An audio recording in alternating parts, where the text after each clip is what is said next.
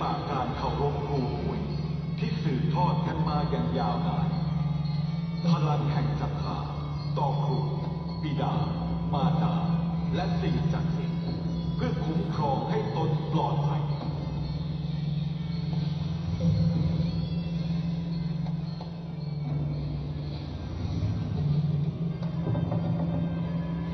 รับออกโมกขสัตว์นิ่มนวลแข็งกร้าวห้าวหาญ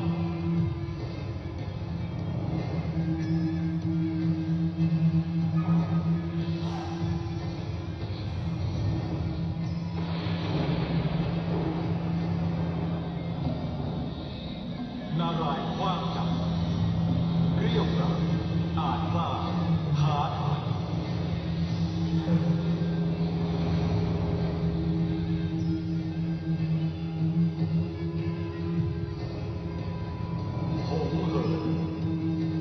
ชนถอยดุดันอันตราย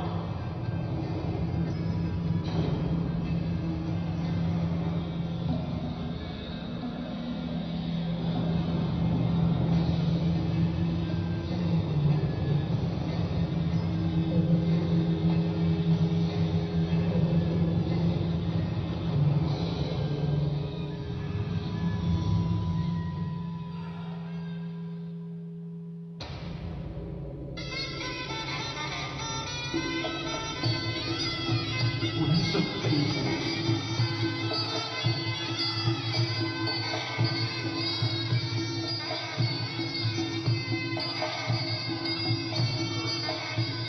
ฤาษีเหิน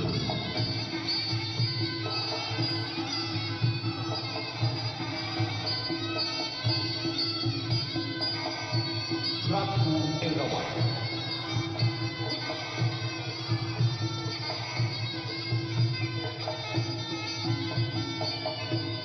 นกขุนเข้ากับ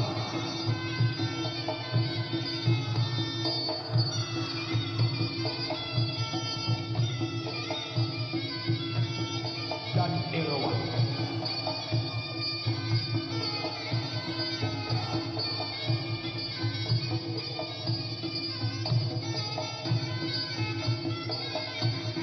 มัดเวียงควาย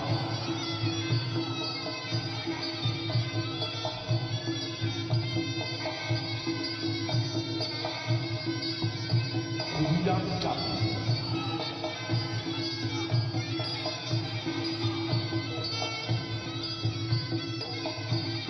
หักงวงไอยรา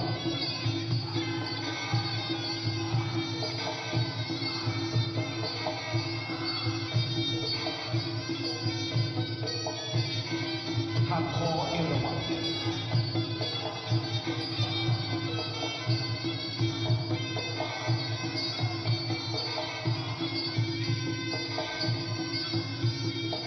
ยอเขาพระอุโมงค์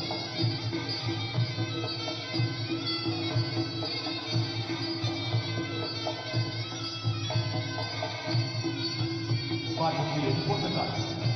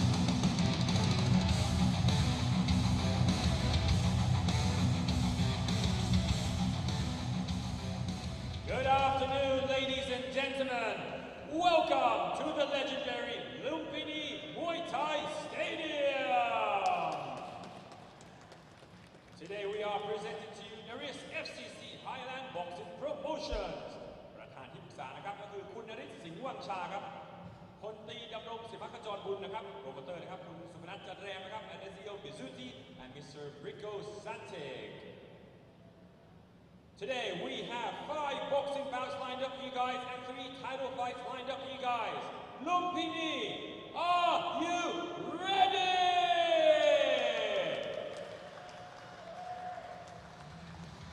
This first bout is scheduled for 6 rounds of professional boxing at their super lightweight division. Calling first to the ring, fighting out of India, Iswaran Satyamurthy.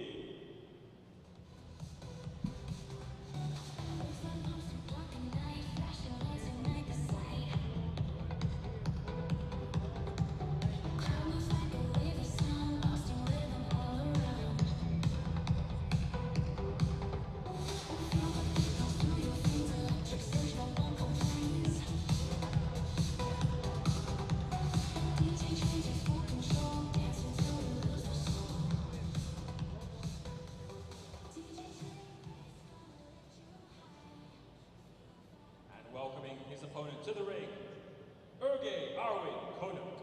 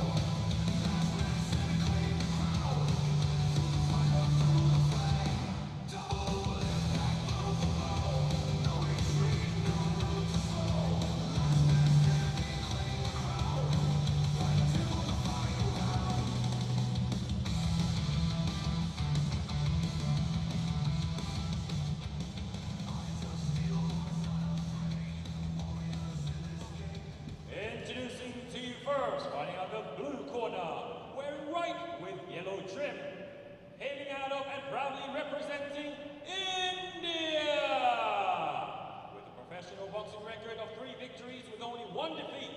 Ladies and gentlemen, please give it up for Iswaran Satyamurthy.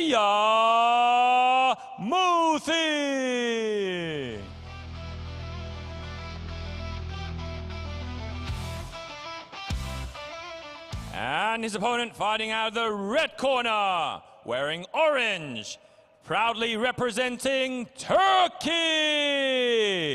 With a professional boxing record of 11 victories and no defeats, please give it up for the undefeated Erge Arwin Konuk.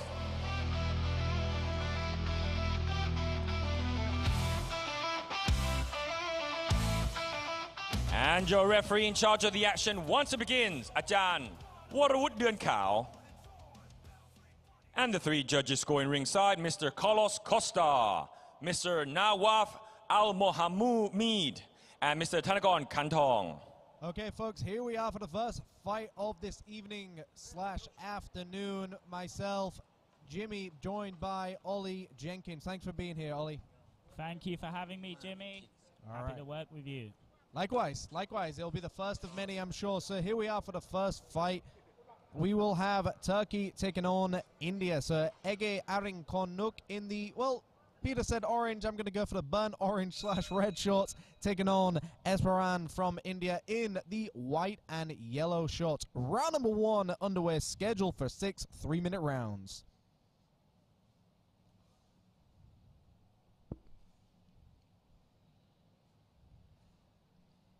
Good jab exchanges here.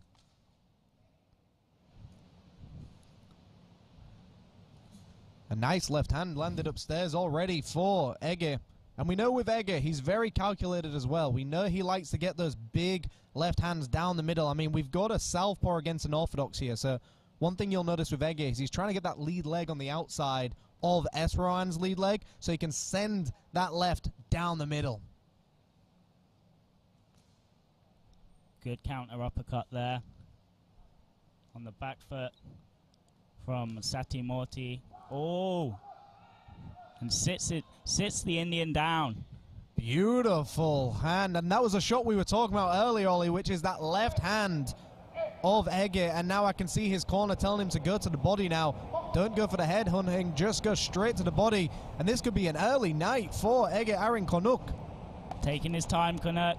He's stalking his opponent, he's hurt him, he's in no rush, 2 minutes left on the clock. And that's the interesting part here, he's in no rush, he's got 6 rounds to do this if he wants to, or does he want to try and finish it right now? But he's already proven to himself that he's got the power to take out Eswaran. Does he want to rush it right now? Does he want to try and pace himself and not punch himself out? You know, we know with Eswaran, he's got power in his hands. He's got an interesting jab as well. So Ege is definitely very aware of the jab of Eswaran. And again, he sits him down. I thought Eswaran had looked well to recover there. He was firing back.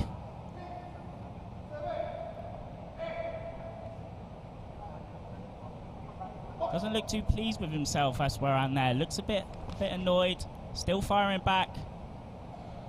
I mean, you're boxing in one of the most legendary stadiums in town as well. You've just been down to the canvas twice. I mean, that's one thing you don't want to do, is you don't want to upset anybody who's come to watch you. But another lead right hook by Ege, and that is all she wrote, folks. And that is 3 knockdowns in the first round. And what a great victory for Ege Arinkonuk, looking very sharp. I'll talk you through some of these action replays here. So you can see that left hook that sat down Eswaran, and I think that was the second knockdown as well. And it was one of those shots where, although we thought Eswaran was already recovered, I think he was still suffering from some of those big shots that he was connected with. And a very quick night for Ege Arinkonuk, a very great victory as well. And we'll see his twin coming up straight after. But here's Peter Denman with the final announcement.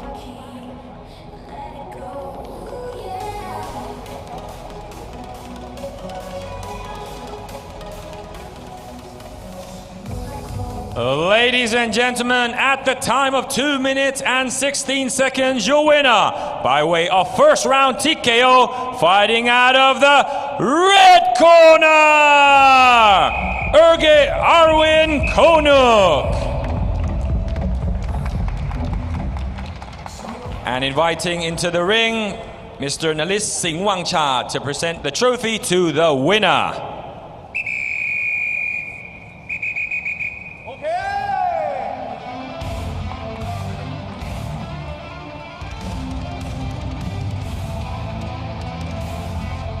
And the second bout is scheduled for 6 rounds of professional boxing, also at the super lightweight division of 140 pounds. มวยคู่ถัดไปนะครับก็ชกในรูปแบบสากลอาชีพ6 ยกนะครับน้ำหนักพิกัดไม่เกิน140 ปอนด์ครับรุ่น super lightweight ครับ Calling to the ring, fighting out the blue corner, Sachin Deshwal.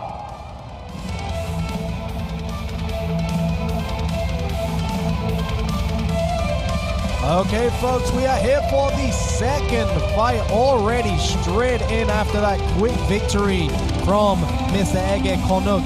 But now making his way to the ring, finding his way to the ring. But of course, the longer we wait, the longer we get to see these fabulous dancers. But all the way from India, we have got Sachin Deshwal about to make his way to the ring for this super lightweight fight scheduled for 6 3-minute rounds. Now, we just saw in the first fight, we did not need 6 rounds. In fact, we didn't even need 3 minutes. The man from Turkey put his opponent away very quickly. However, Sachin Deshwal, 6 wins, 0 losses, 0 draws. The man is unbeaten. Taking on, of course, Efe, who has never been beaten. He's only had 1 draw, which is the closest he's had to a defeat. So whose will go today? We will find out. I mean, it could be a draw. Then nobody's has left them. But of course, the dancer's keeping us entertained. And here he is. The man has appeared through the smoke. The man from India, ready to make his way to the ring. We saw him warming up before this fight. He looked very cool, calm and collected. He did not look like someone who was ready to take on a fight. He was just sat in the changing room, almost like meditating to some extent, just not worried at all. I've seen him fight before. He can put on the performance when he wants to. Mr. Sachin Deshwal. Welcoming to the ring his opponent, Efe Arinkonuk. And now in the red corner, we have Efe Erin Konuk, who is from Turkey. And as Jimmy has pointed out before, he is the brother of Ege Erin Konuk, who we've just seen fight, who put away the teammate of Sachin Deshwal away in the first round, making his way to the ring now. Jimmy, do you think we're looking to see a repeat? I mean, it's an interesting thing because now Sachin has got to Introducing to worry you first, fighting out the what he's just blue seen to corner, his team. wearing But let's say white Peter with Devon yellow right trim. now with the The introduction. professional boxing record, a perfect one, 6 victories and no losses. Hailing out of and proudly representing India. Please give it up for Sachin Deshwal. And his opponent finding out the red corner and wearing red with a professional boxing record, a perfect one. 10 victories with no defeats and only 1 bout even. Hailing out of and proudly representing Turkey. Please give it up for Efe Derwin Konuk.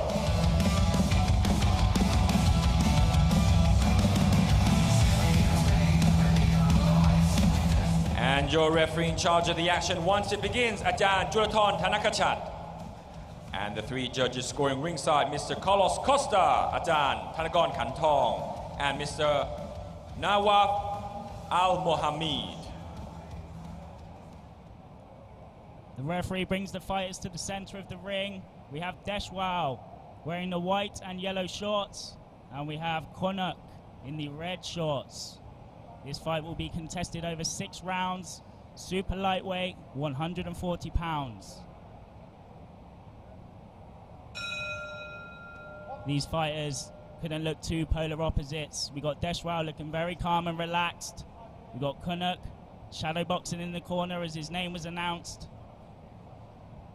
And a very interesting start from Efe as well. Just takes the center of the ring instantly and starts with that right hand. And the interesting thing about Efe is he throws his right hand like a jab as well. He uses it as a rangefinder. He just pops it out there. Very similar right hand to Floyd Mayweather. Just throws that right hand like it's a jab. He doesn't, he doesn't showboat it at all. He just flicks it out there and it lands very well for him so far. Sachin's definitely got a difficult opponent in front of him. Yes, great example of that right hand. We see that straight away. Just comes out, no build on it. Doesn't lift the elbow, straight down the center line.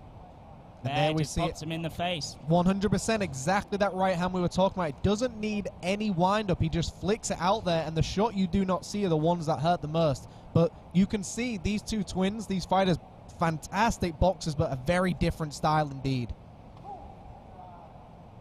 Good, see Konuk working. And then when Deshwal looks to counter, he hops back.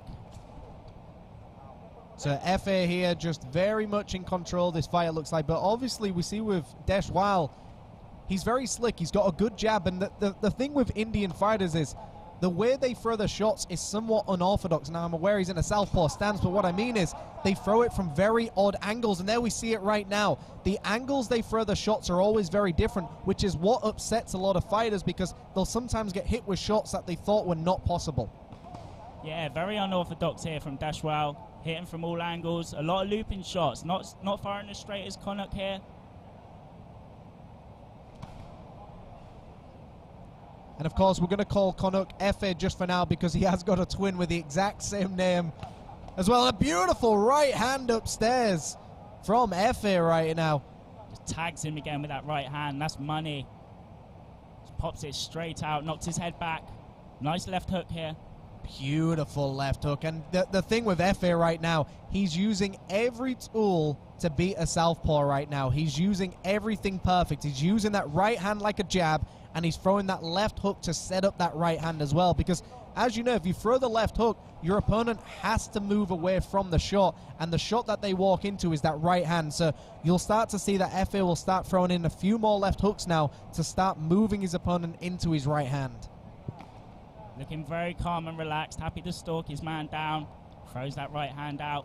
And then when he throws these looping shots, he's just jumping back out the way. Good work here from Efe. And we do see that Deshwal is just on that back foot. But the thing with Deshwal is he's calm on the back foot. He is okay with the back foot because he throws looping shots. Those looping shots are a lot better on the back foot rather than fighting in close. But there we hear the clapper, and that is the bell for the end of round number 1. And a very different round in comparison to the first fight we've just seen as well. So a very interesting round for both of these fighters. I mean, it wasn't as, one-sided as we saw in the first fight, where we saw, of course, Ege Konuk taking on someone from the same stable. We've now got F.A. Konuk, who has got a very different style. He stalks his punch. We'll see with those action replays that we've just had cut short, but it was some very nice right hand throughout that entire round, and I think that was the story of that round. It was that right hand upstairs and mixing it in with the left hook as well. But you notice with F.A. as well is he's very relaxed with his guard and his punches as well. He doesn't throw much power behind him early on in these fights. He likes to mix things up. Here we see these action replays here. So we see that Deshwal was flicking out that jab, and there's that left hook we were talking about from F.A. He's throwing that left hook, and every time he throws that left hook, he is forcing Deshwal into his trap, and the trap is going to be that right hand, which is going to disguise as a jab as well. But here we are going into round number 2, scheduled for 6 3-minute rounds. Very good first round from F.A. Good, sharp shots in that first round. We see as the fight goes on, can he maintain this guard? Will Deshwal's game plan of throwing more unorthodox shots, looping shots work? He backs up F.A. now. And here we see just Deshwal coming forward with some very aggressive hooks to the body and head. I mean, to be honest, I think that's what Deshwal has to go for. He has to mix things up. What has he done to change his game plan up here? Because that first round, he had an okay round, but he was still getting pieced up by F.A. by that right hand and left hook as well. But I think Deshwal has to do something a little bit odd here to try and upset F.A.'s rhythm. Started coming forward at the beginning of this round. He looked like he had a lot more success, but now he's back on the back foot. F.A. coming forward, popping out them single shots, looking to back him up against the rope. Some great right hands downstairs landed by F.A. as well. I mean, I really like the way F.A. boxes. He's very relaxed, he's very calm, he's so calculated as well. He doesn't throw unnecessary shots. I mean, I would like to see his punch output and his accuracy as well, because to me, every shot he throws is very, very accurate, very calculated. He doesn't throw shots for the sake of it. He only throws shots that he knows are going to be landing well. And there we see a great rear uppercut to the body landed by F.A. Very sharp single shots from F.A. We're not seeing many 2-shot combos, not even 3-shot combos. But I think this works well for him, where he throws one shot, gets out, where Deshwal's looking to counter-punch him. And it's very hard to counter-punch somebody like F.A. as well, like you said. I mean, he's thrown these looping shots, but as you know, the quickest way to the center point or down is just going straight down the middle.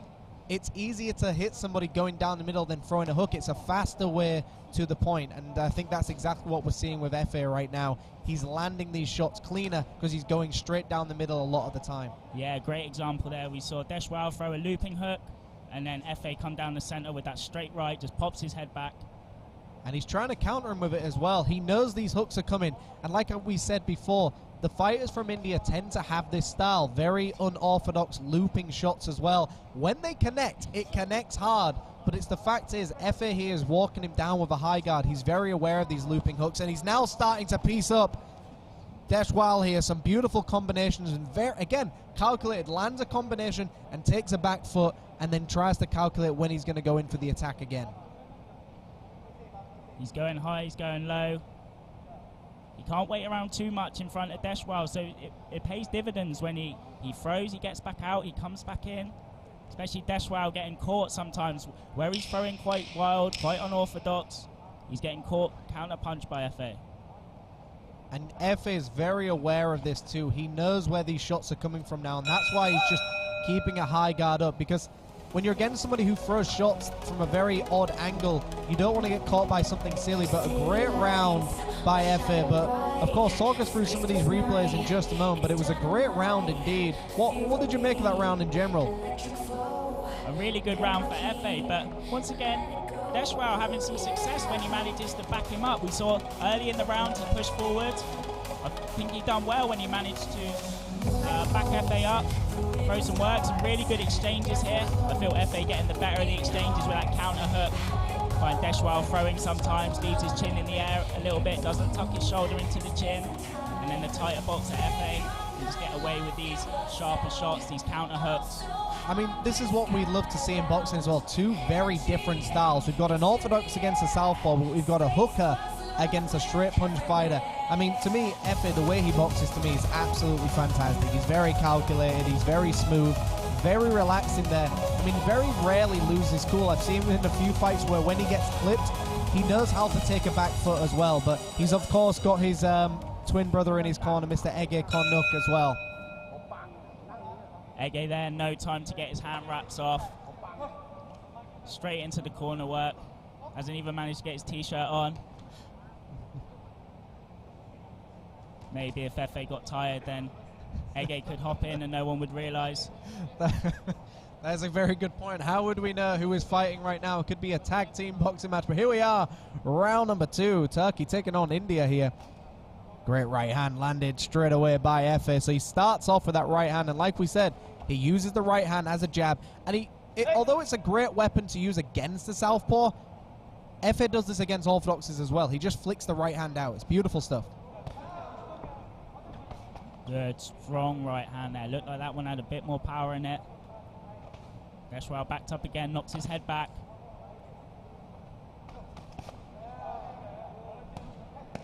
Some more straighter shots coming from Deshwal, mixing it in with these looping hooks. Sticking that jab out more.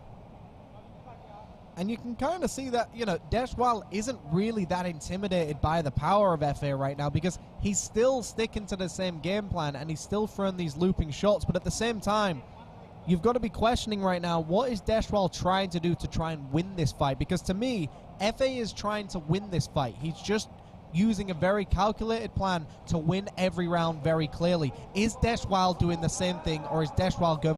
I mean, you just question what Deshwal's game plan was, and I still do not think you have any more answers. That was very bizarre indeed.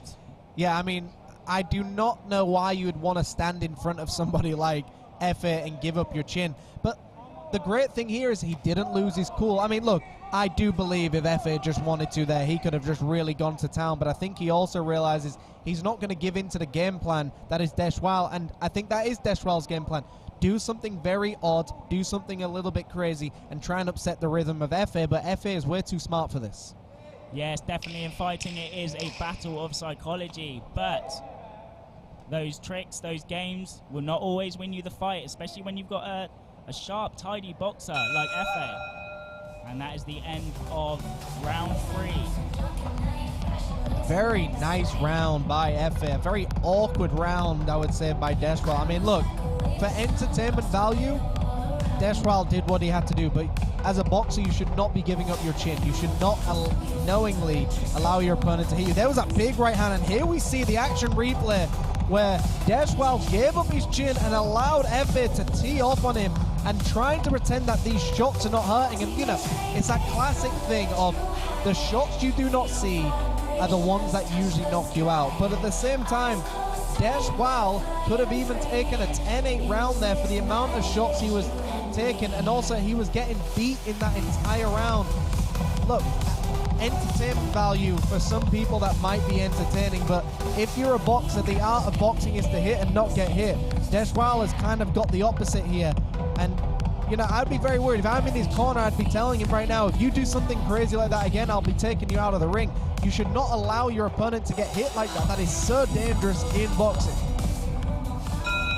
Yes, very much so. You cannot afford to play around when you're against someone of a high level like Efe. Even if these shots do not hurt, is not winning you the fight. And accumulation as well. All it takes is something to just tip you over the edge. We do not want to give any shots away for free. And like you said, they're not hurting him right now, but we know tomorrow he's going to be hurting for the next 3 days after those shots. Once the adrenaline wears off, those shots are going to be hurting. And we see some beautiful right hands down the middle landed by Efe already. So Efe just marches Deshwal down. A beautiful right hand upstairs as well. Efe just finding the target. Look how calm he is, nonchalant in the ring, but definitely a vicious fighter at the same time. Seems to have a lot of variation on that backhand. Sometimes he pops it out like a jab, like you said, and then he loops it a little more and sticks a bit more power, and you see when it just knocks Deshwal's head back. That is what's making Deshwal respect him. Perfect observation, and it's exactly what he does. He throws different variations of that right hand, different tempos. He'll throw it light, he'll throw it hard, he'll throw it from a slightly different angle, and that's why that shot is landing every time. It's a beautiful right hand because he just flicks it out there, but he's always finding the target. I mean, the accuracy of Efe to me is absolutely next level. You very rarely see a fighter be this accurate. I mean, he throws single punch combinations a lot of the time, but even there, a 4-piece combination, every shot landed clean to the body and to the head. The referee to me is looking at this fight very closely, because what is Deshwal doing to win this fight? What is he doing to defend himself correctly? To me, he's doing absolutely nothing, and the referee should be looking at this closely, or at least the corner of Deshwal. What are you allowing your man to do right now? And fatigue does not only come from just throwing punches. Lovely left hook there and another straight right. You can also get fatigued from taking punches, and right now Deshwal is just getting his head knocked back from the left jab, from the right hand. Lovely left hook there. Now he looks like he's earning the respect. Nice and calm and collected. Efe is in no rush. He's just stalking his man down. I'd like to see Efe just really go to the body now and just really start investing in those body shots, because look, Deshwal's definitely got a chin on him. One thing I can give him credit for is he's got a chin and he's got heart. Something that you cannot teach in boxing is having a chin and having heart, but at the same time he has taken way too much punishment here. I'm surprised the referee is allowing this to go on any longer. The referee should be stepping in, and the towel has gone in. I mean, look, that fight to me went on 1 minute longer than it needed to, but at the same time Sachin Deshwal was doing just enough to probably impress the referee to keep him in the ring. He was still throwing shots, and I think that was kind of a mirage to just keep him in the fight. But at the same time, we see the fight, we hear the punches. That referee to me just let that fight go on a little bit too long there. But look, it's hard to stop a man like Deshwal who is so proud of himself, and sometimes you need a referee or a corner to really stop the fight for you. But here's Peter to come and give the trophy to our winner. ขอเรียนเชิญคุณยูริซิส ซาโต้จากญี่ปุ่นนะครับขึ้นมามอบถ้วยรางวัลให้กับผู้ชนะด้วยนะครับ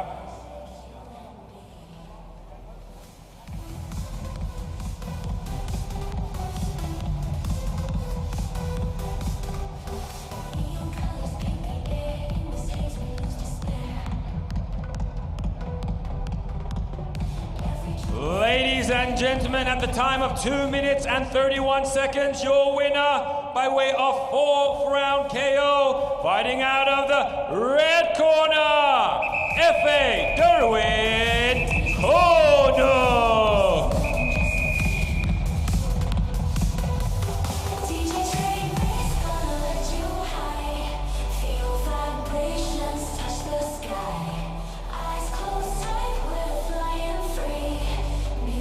And there you see the man from Turkey, Mr. Efe Konuk, with the great trophy inside Lumpini Boxing Stadium. A great victory for this young man, and of course I'm excited to see him fight also again.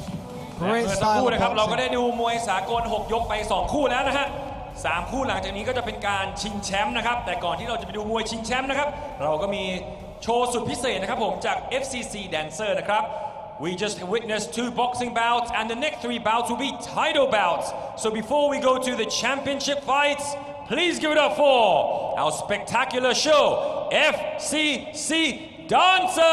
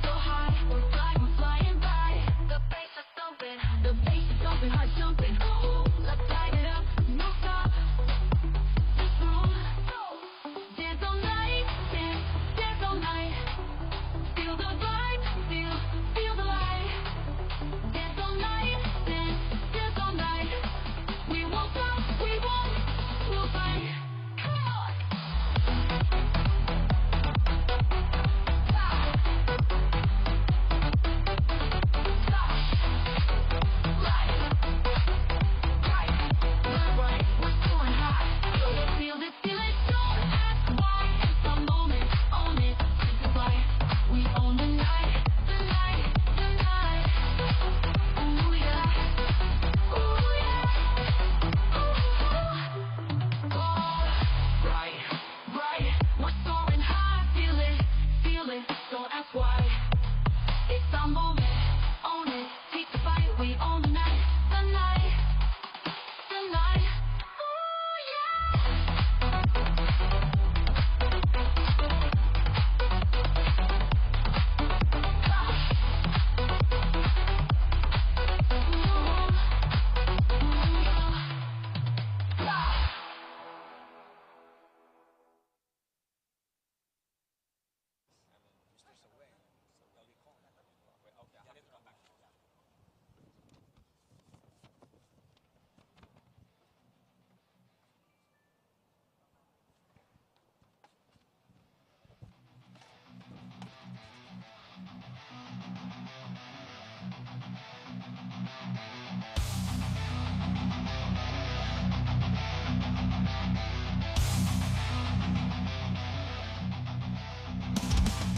Ladies and gentlemen, the time has come as this bout is for the ABF Silver Bantamweight title.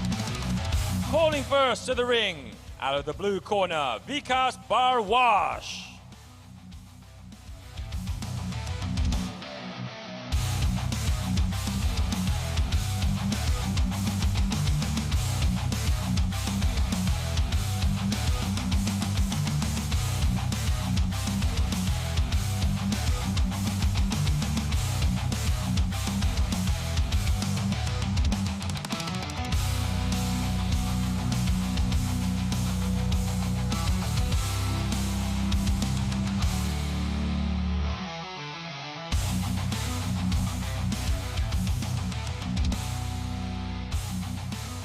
And now welcoming his opponent into the ring, Herlan Gomez.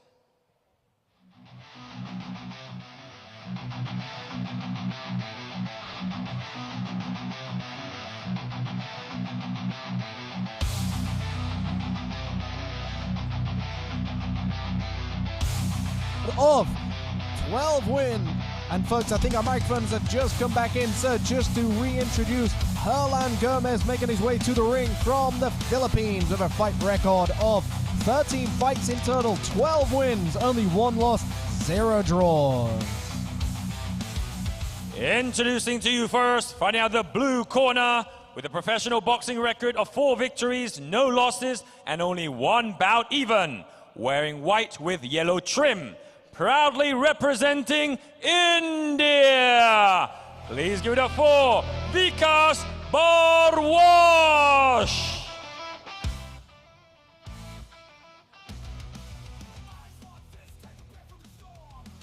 And his opponent fighting out the red corner, hailing out of and proudly representing the Philippines with a professional boxing record of 12 victories and only 1 defeat.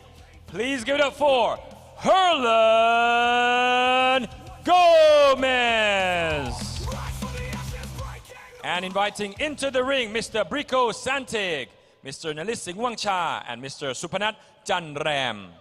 May I please ask everybody to stand up and pay your respects to the fighters' national anthems, please. ขอเชิญทุกท่านยืนขึ้นนะครับเพื่อเคารพเพลงชาติของนักมวยทั้งคู่ด้วยครับ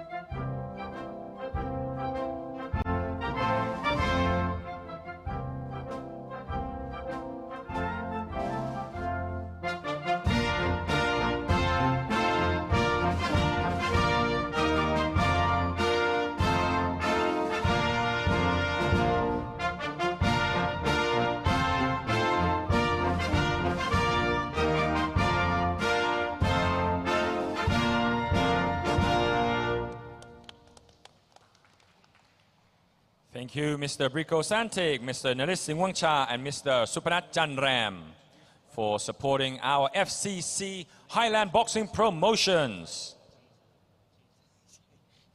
This bout is for the ABF Silver Bantamweight title. And your referee in charge of the action once it begins, Mr. Jojo Torres. And the three judges scoring ringside, Mr. Warawut Duan Kao, Mr. Carlos Costa, and Mr. Tanagon Kantong. The referee brings the fighters to the center of the ring. We have Herlan Gomez from the Philippines. He is in the black trunks with the white stripe against Vikas Bardwatch representing India. And this fight is contested at 122 pounds for the ABF Silver Super Bantamweight title, scheduled for 10 rounds. And now we start the first round. Good jab to the body here from Gomez. Very sharp boxing. And you know, I've seen Vikas fight before as well. He's got a beautiful jab. He doesn't necessarily have the same style as the other Indian fighters where they tend to throw a lot of looping, unorthodox hooks. He's got some nice straight shots, and he's also got an amateur boxing background as well, which is a big difference here. And you can see it already in his jab, but some great jabs by Gomez as well.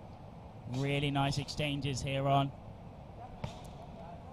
Cracking, clubbing right hand landed by Gomez there. I mean, I'm liking what I'm seeing with Gomez as well. He's landing to the body very early on. The opening round, you tend to have a little bit more speed, a little bit more gas in your tank as well. So I assume he's going to try and pay a lot of investment into that body very early on. Try and take away the gas tank of Vikas. Gomez starting these exchanges. Vikas looking to counter. Good jabs from both fighters here. And this is beautiful boxing, exactly what you would expect for an ABF Silver Super Bantamweight title fight. Both fighters holding central ring, and it's just jab for jab right now. It's very much a chess match. You're trying to get your pawns into the middle of the chessboard and try and really state your dominance here. Beautiful stuff from both of these fighters.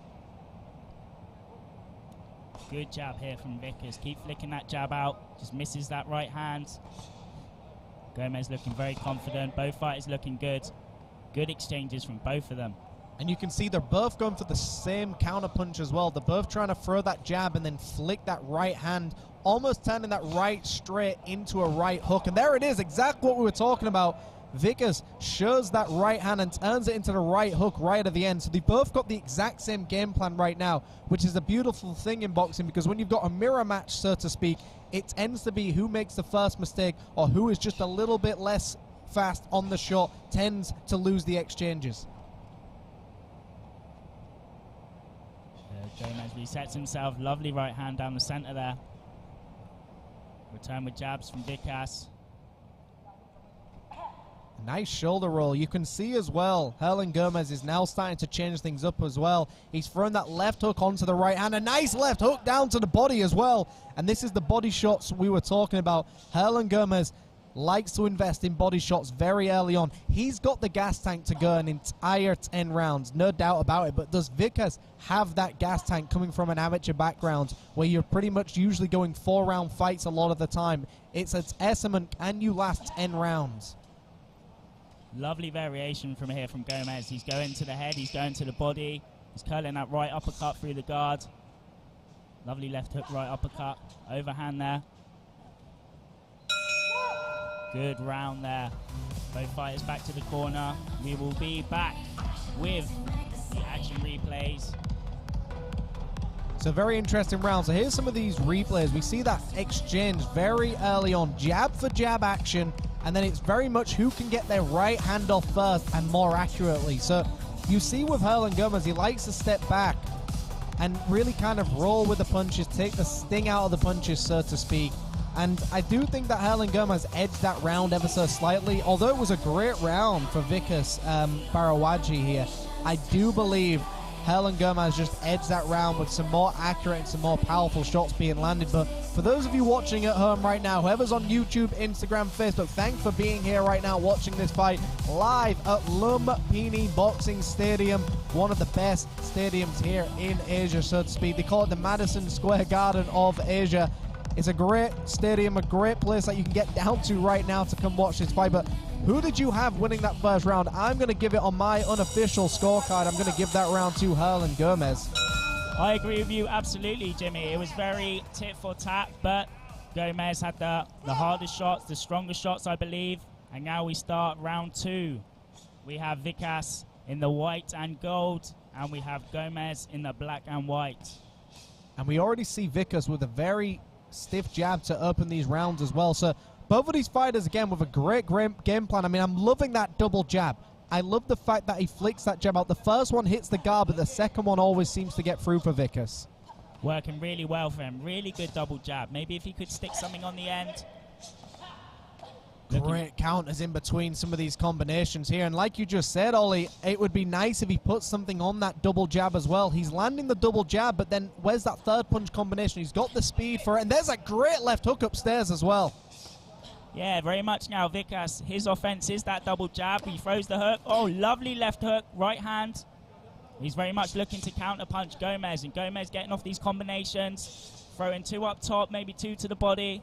It's almost as if he heard you, Ollie, as well, to do something differently, because he's landing the double jab now and throwing the left hook with it. And that is the great thing with a jab as well. You can turn a jab into a left hook very, very quickly. If you've already landed the double jab several times, you now throw a regular jab, and then that second jab is now turned into a hook, and it gets around the guard of your opponent. He's read Herlin Gomez beautifully. He knows Herlin Gomez is expecting that second jab now. He's now turned it into a hook. Great move by the man from India, Mr. Vikas here. Yeah, just figuring out his opponent as the fight goes on. You're starting to see these counter shots are looking a lot more sharper as well. Just like that, he throws back the 1-2. Herlin Gomez going to the body, which I like to see, but I think he's getting hit with way too many shots in this second round. Vikas has changed things up, but as I was saying earlier, can Vikas go 10 rounds at this pace? Because you've always got to pretend that these fights are going to go the full 10 rounds. You never know what's going to happen in boxing. Can Vikas keep a pace up like this for 10 rounds? I believe Herlin Gomez can, but I'm not sure Vikas can. And now you got Gomez looking to counter-punch Vikas when he's throwing that jab out. He knows this is a favourite of Vikas to throw that double jab. He's still pressing forward, though. He's back on the offence. And we see Herlin Gomez starting to pick things up here, starting to dig down to the body. But, you know, often in boxing, the body punches don't tend to be favoured on the judges' scorecards. It just tends to be a thing of, like, they like to see the clean punches being landed upstairs a lot of the time, because those hooks to the sides of the body don't tend to land in amateur boxing as well, and it sometimes transcends into professional boxing. But some great combinations now being landed by Herlin Gomez. I mean, I think Vikas started this round very strong, but I'm starting to see Herlin Gomez starting to pick things up a little bit more now. Yeah, I couldn't agree with you more. Good work from Gomez. I do question how much of these shots are landing on the guard, how many are clean, just like that, 2 shots to the guard. But it's interesting you say that, because if you're a judge and you're on the other side of the ring as well, you might think these shots are landing clean. We know they're not, but as a judge you hear the slapping of the gloves and you're on the opposite angle of the shot. It looks like it's landing clean, but here we are, end of round number 2. Now, to me that was a very close round, Ollie, but you know, talk us through these replays. Very much 50-50 round. We see that double jab there. Good counter punches from Vikas. When he's pressing forward, he works well. Seeing a lot more variation, but once again, Gomez throwing good combinations, going high, going low. Just slipping out the way of these counter punches of Vikas. I really struggled to split that round, to be honest. I mean, I started off thinking Vikas was absolutely dominating the round, and then Herlin Gomez really came alive towards the end. But it's also one of those things in boxing where how you start the round and how you finish the round is usually where the judges like to see it. The middle of that round gives the judges something to really think about for the end of the round. And I think Herlin pretty much ended the round stronger, so it depends on what the judges are going to favour here. Now, I always like to make an unofficial scorecard. I think that round could have gone either way. I would have liked to have edged it towards Vikas here. I do think he did just enough for the majority of that round, but I think Herlin did less in the opening round, but ended it strong. What about you, Ollie?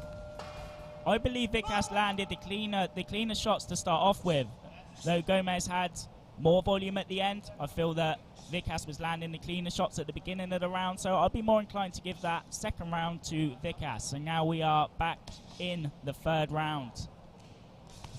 Some great combinations landed by Herlin Gomez, and maybe he feels he lost that round as well. Maybe he realizes he's got to step things up here. Start going to the body as much as you can. You can see that Herlin is breathing a lot heavier right now. He's got an open mouth, and often when you see somebody with their mouth wide open, it tends to be a good sign that they're getting really tired. Yeah, starting this first round much more stronger. Can't afford to let Vikas get confident as he did in that second round. He got very confident with that double jab. He started building on it. He was throwing hooks off of it. He was throwing crosses off of it. And Gomez looking to counter punch that overhand right. Just narrowly misses. That jab working well for Vikas. Yeah, Vikas starting to flip that jab up, but he's also not throwing anything off it anymore like he did in that second round. And this is what my concern was. I think Vikas's pace might be slowing down right now, and I think that's going to be the issue here. And this guard, Gomez here, very low hands. It's almost like psychologically you're inviting someone in, like he invites Vikas in there to throw. It's like a trap door. It's saying it's there if you want it, you try it, but there might be something there for you. There might be a counter hook, there might be an overhand, and he just rolls off. Very good observation. I mean, we like to call it the Venus flytrap. I mean, you try and lay something out there, you try and invite them in, but you've got to have a counter punch with it, and this is the point here. To beat somebody with a Philly shell, to beat somebody who likes a shoulder roll, it's smothering the shot when you come in, because single punch combinations is what a Philly shell really does well against. But if you start throwing triple jabs, quadruple jabs, and mixing it up with other shots, it's really hard for a Philly shell to really do anything out here. And I think that's what Vikas is doing here. This is stylistically a great matchup for both fighters, because Vikas' style is somewhat... And there's a beautiful right hand over the top. Hits the shoulder with a jab. Right hand over the top. Great move by Vikas here. Yeah, Vikas building these combos. And like you say, it doesn't work so well when he's on the back foot. Eventually he's going to run out of space, and Vikas is coming forward, throwing punches in bunches, 3-4 shot combos, and eventually he's getting caught by something. He's running out of space. He can't evade everything, and there needs to be the threat there of that counter punch too, or Vikas is just going to get confident and continue to do what he does. And that's exactly it, Ollie. It's having the counter punch to make him feel like you can't just keep doing this. But even then, Vikas is getting on the end of these exchanges. To me, he's doing a lot better now in this round. I think Herlin started it well. Vikas is now finishing it strong. Final 10 seconds here. Great jab to the body. A right hand to follow. Good work here from Vikas. Good. And this is the end of round 3. We'll be over to our action replays. What do you think of that round so far, Jimmy? I mean, I love that round. I mean, you see these action replays. You see Herlin started the round very strong, but there was that nice jab to the body, and then that left hook upstairs landed by Vikas. But, I mean, there was that right hand we were talking about where he pushed it back against Herlin Gomez. He kept marching forward. He kept throwing more than one punch combinations. I mean, again, to me, that was a very hard round to really score. I mean, we like to make unofficial scorecards here quite often as well. You see Brika in the corner as well of one of his fighters. Likes to give some great fight advice as well. And that's the great thing about Brika. He can do it all. He can promote fights. He can give you corner advice. And you see in the corner of Vikas right now, I mean, he's got less people supporting him here right now, but he's doing a great job. But to me, Vikas wins this fight by keeping up the pace. Herlin Gomez wins this fight by having a better gas tank. What do you think, Ollie? I'm starting to be really impressed by Vikas. I think he's starting to put a lot more sting in his shots, and I think he's earning the respect of Gomez now. But brilliant boxing from both fighters. This is a very worthy fight of the ABF Silver Super Bantamweight title. And we start the 4th round. Good right hand there from Gomez. Good work to the body as we've seen so far in this fight. I'm liking what I'm seeing by Herlin very early on in this fight. Herlin Gomez just doing a great job right now to start pushing back Vikas, because like you mentioned, Ollie, when Gomez is on the front foot coming forward, he does very well against Vikas. Vikas does well coming forward. Gomez goes well going forward as well. So now it's about, that's why we see so many jabs in the center of the ring. It's a chess game of who can then put their pawns where they want them, and then who can bypass those pawns in the middle. And that's kind of what we're seeing right now. It's a very, very tricky chess game right now between these two fighters. A lot of psychology games going on. Absolutely. You're seeing a change in the guard of Gomez. Before he's staying on the outside, dropping his hands, inviting Vikas to throw. He's maybe learned from the last round that this is not the best game plan. And now you see him with a high guard, marching forward, trying to stand closer to Vikas. Absolutely, you can see the change in the guard that he's done. Usually, you know, the Philly shell, the shoulder roll is a back foot style of fighting, but then when you come forward, it doesn't work coming forward. Only very few fighters in history have been able to have an aggressive shoulder roll. Of course, you know, you have Tank Davis, who's got a very aggressive shoulder roll. You have James Turney, Andre Ward. They could be an aggressive shoulder roll fighter, but it's very hard to keep going forward with a shoulder roll, and that's what I'm seeing right now with Herlin Gomez. He's changed things up here with a high guard, but he's getting clipped as well. He's getting clipped by these counters here. Yeah, good counter shots by Vikas. He's really shortening them shots, and then there on the outside, that jab works really well. I think this is why Gomez is trying to get closer. He doesn't want to be on the end of these sharp shots by Vikas. He's doing very well close, and then we've gone back to dropping that guard. Good work here, but he can't afford to get caught. There's very good exchanges from both fighters here. As you spoke about earlier, does Vikas have the gas tank? This is scheduled for 10 rounds. We are nearly at the end of our 4th round, and it looks like Vikas is throwing with intent. Gomez looks like he's pacing himself a bit more, throwing more combinations, not so heavy. Is he prepared to go the full 10 rounds? And that's the classic situation here. The gas tank tends to win fights like this. When you've got similar styles and a mirror situation, you'll tend to have the gas tank win it. Some great shots getting through the middle of the guard here. I mean, this is a great title fight. Exactly what you expect from every title fight. Both fighters landing counters on the inside. Both have got the same idea. I would hate to be a judge for this fight. Very difficult job tonight the judges have watching this. Brilliant exchanges here, both getting caught. And that is the end of our 4th round. A brilliant round so far. Once again, a very difficult round to score.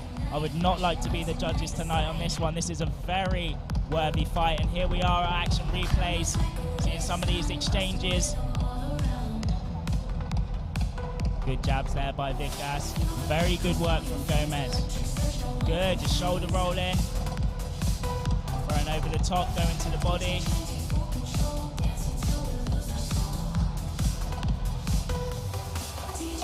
Once again, this fight is for the ABF Silver Super Bantamweight title.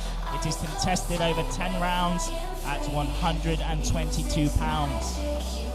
If you're just tuning in, we have Gomez in the black and white shorts representing the Philippines against Vikas Bhagwat representing India in the white and gold shorts.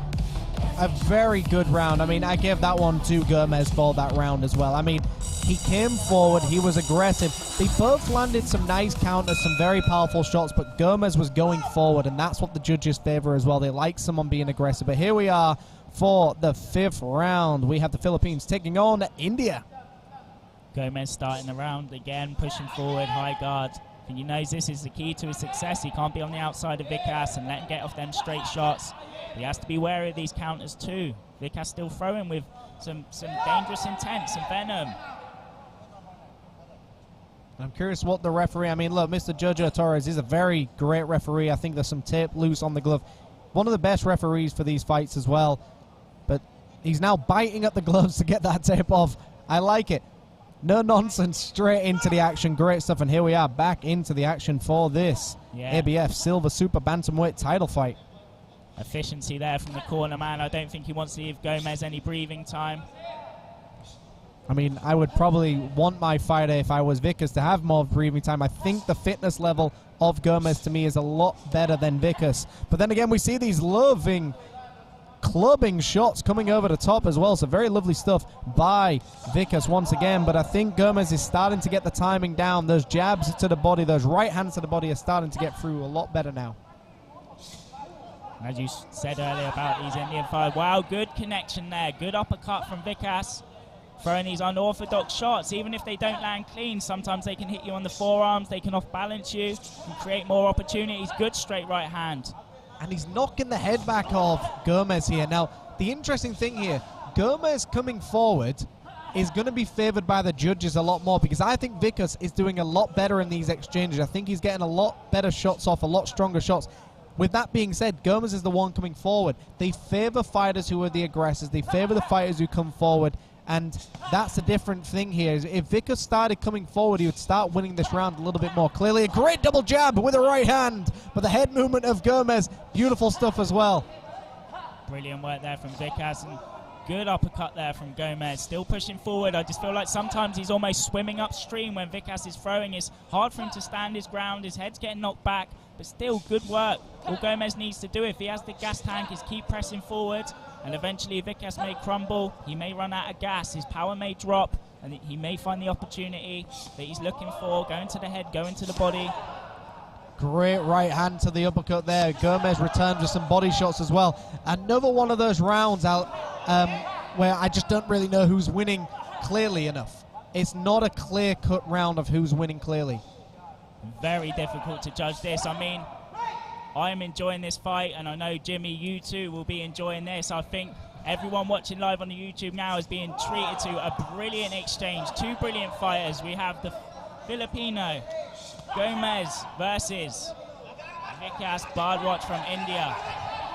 Yeah, absolutely. I'm loving every second of this round and this fight in general. I mean, it's so close, and it's what you want to see, Ollie.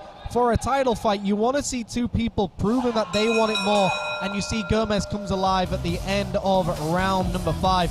Another round where, look, I know I sometimes get these things wrong in my own opinion, but I do think Vickers deserves to win that round with the counter punches. The head's being knocked back. You see with these action replays, you know, great head movement there by Gomez, but Vickers, to me, was landing the cleaner counter punches. The aggressor definitely goes to Gomez, but Vickers, to me, was landing the counter punches. And to me, it depends what you like to see and what you think you're seeing, because what I'm seeing right now is Gomez is the aggressor coming forward, taking the fight to Vickers, but I'm also seeing that Vickers is playing Gomez's style and using the counters very well. So to me, the counter punches to me deserve that round.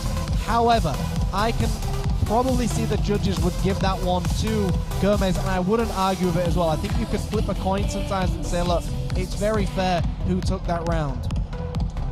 Yeah, once again, that is a very difficult round to score. All I know is these two boxers are doing justice to Lumpini Stadium today. Now we approach the 6th round, scheduled for 10. We'll see as this fight goes on. Jimmy, what do you think Gomez should be doing? He seems to, it's not easy on the outside, it's not easy on the inside, and the same for Vickers. He's got the head movement to get nice and low. He's got the pivotal movement. He knows how to get his hips moving. There we see it right there. He's got the movement to go to the body, and I think he's just got to keep pushing the pace, but also using the clinch. I don't know why he wants to fight in the center of the ring anymore. I think he needs to start getting his opponent into the corner and making it a little bit more of a dogfight, so to speak, and just start tearing up that body like a bazooka. He's looking good there when he's the one looking to counter, when he's letting Vickers go first and he's countering with them short shots, those uppercuts, those hooks to the body, putting the pressure on Vickers. And once again, you mentioned that gas tank. This is maybe the game plan of Gomez. Wear him down. More experienced fighter for these longer rounds. But look, Vickers has definitely impressed me with his gas tank. I'm surprised he's keeping up such a good pace for right now. He's definitely dropped from round number 1 and round number 2. That's not, you know, something that we can't see, but at the same time, he's still finding the counter punch as well. And when you're tired, you've got to go for timing a lot more than speed and power. You've got to rely on your timing being there. But you see Gomez just marching him down, walking towards his opponent. You know, he kind of gives you that Mexican boxing style, walking your opponent down, going to the body like Julio Cesar Chavez used to always do. He would just walk you down. Even if you hit him with 3, he would keep walking you down, going to your body, and eventually take you out. I mean, Vickers definitely looking like he has more venom in his hands, but the way Gomez is coming forward, all it takes is just one counter punch to the body this late in a fight, and that can just end someone. Yeah, very good point.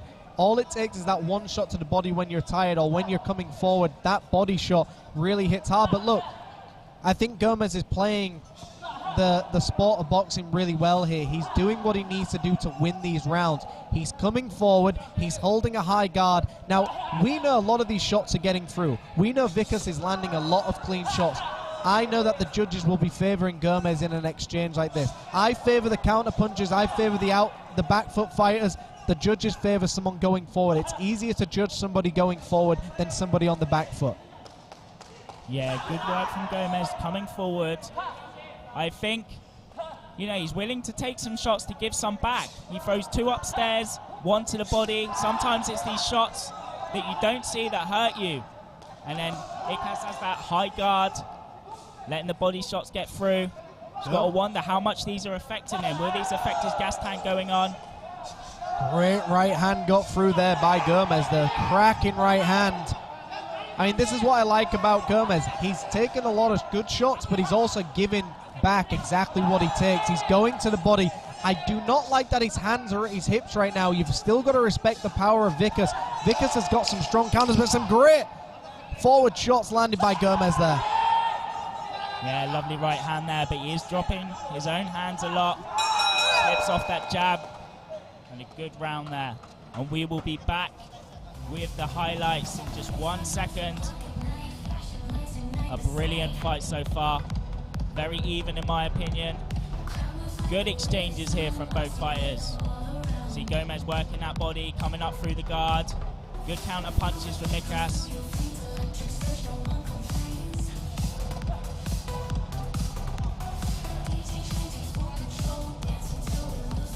Very good counter punching from Vickers. Looks like he seems to be doing more damage.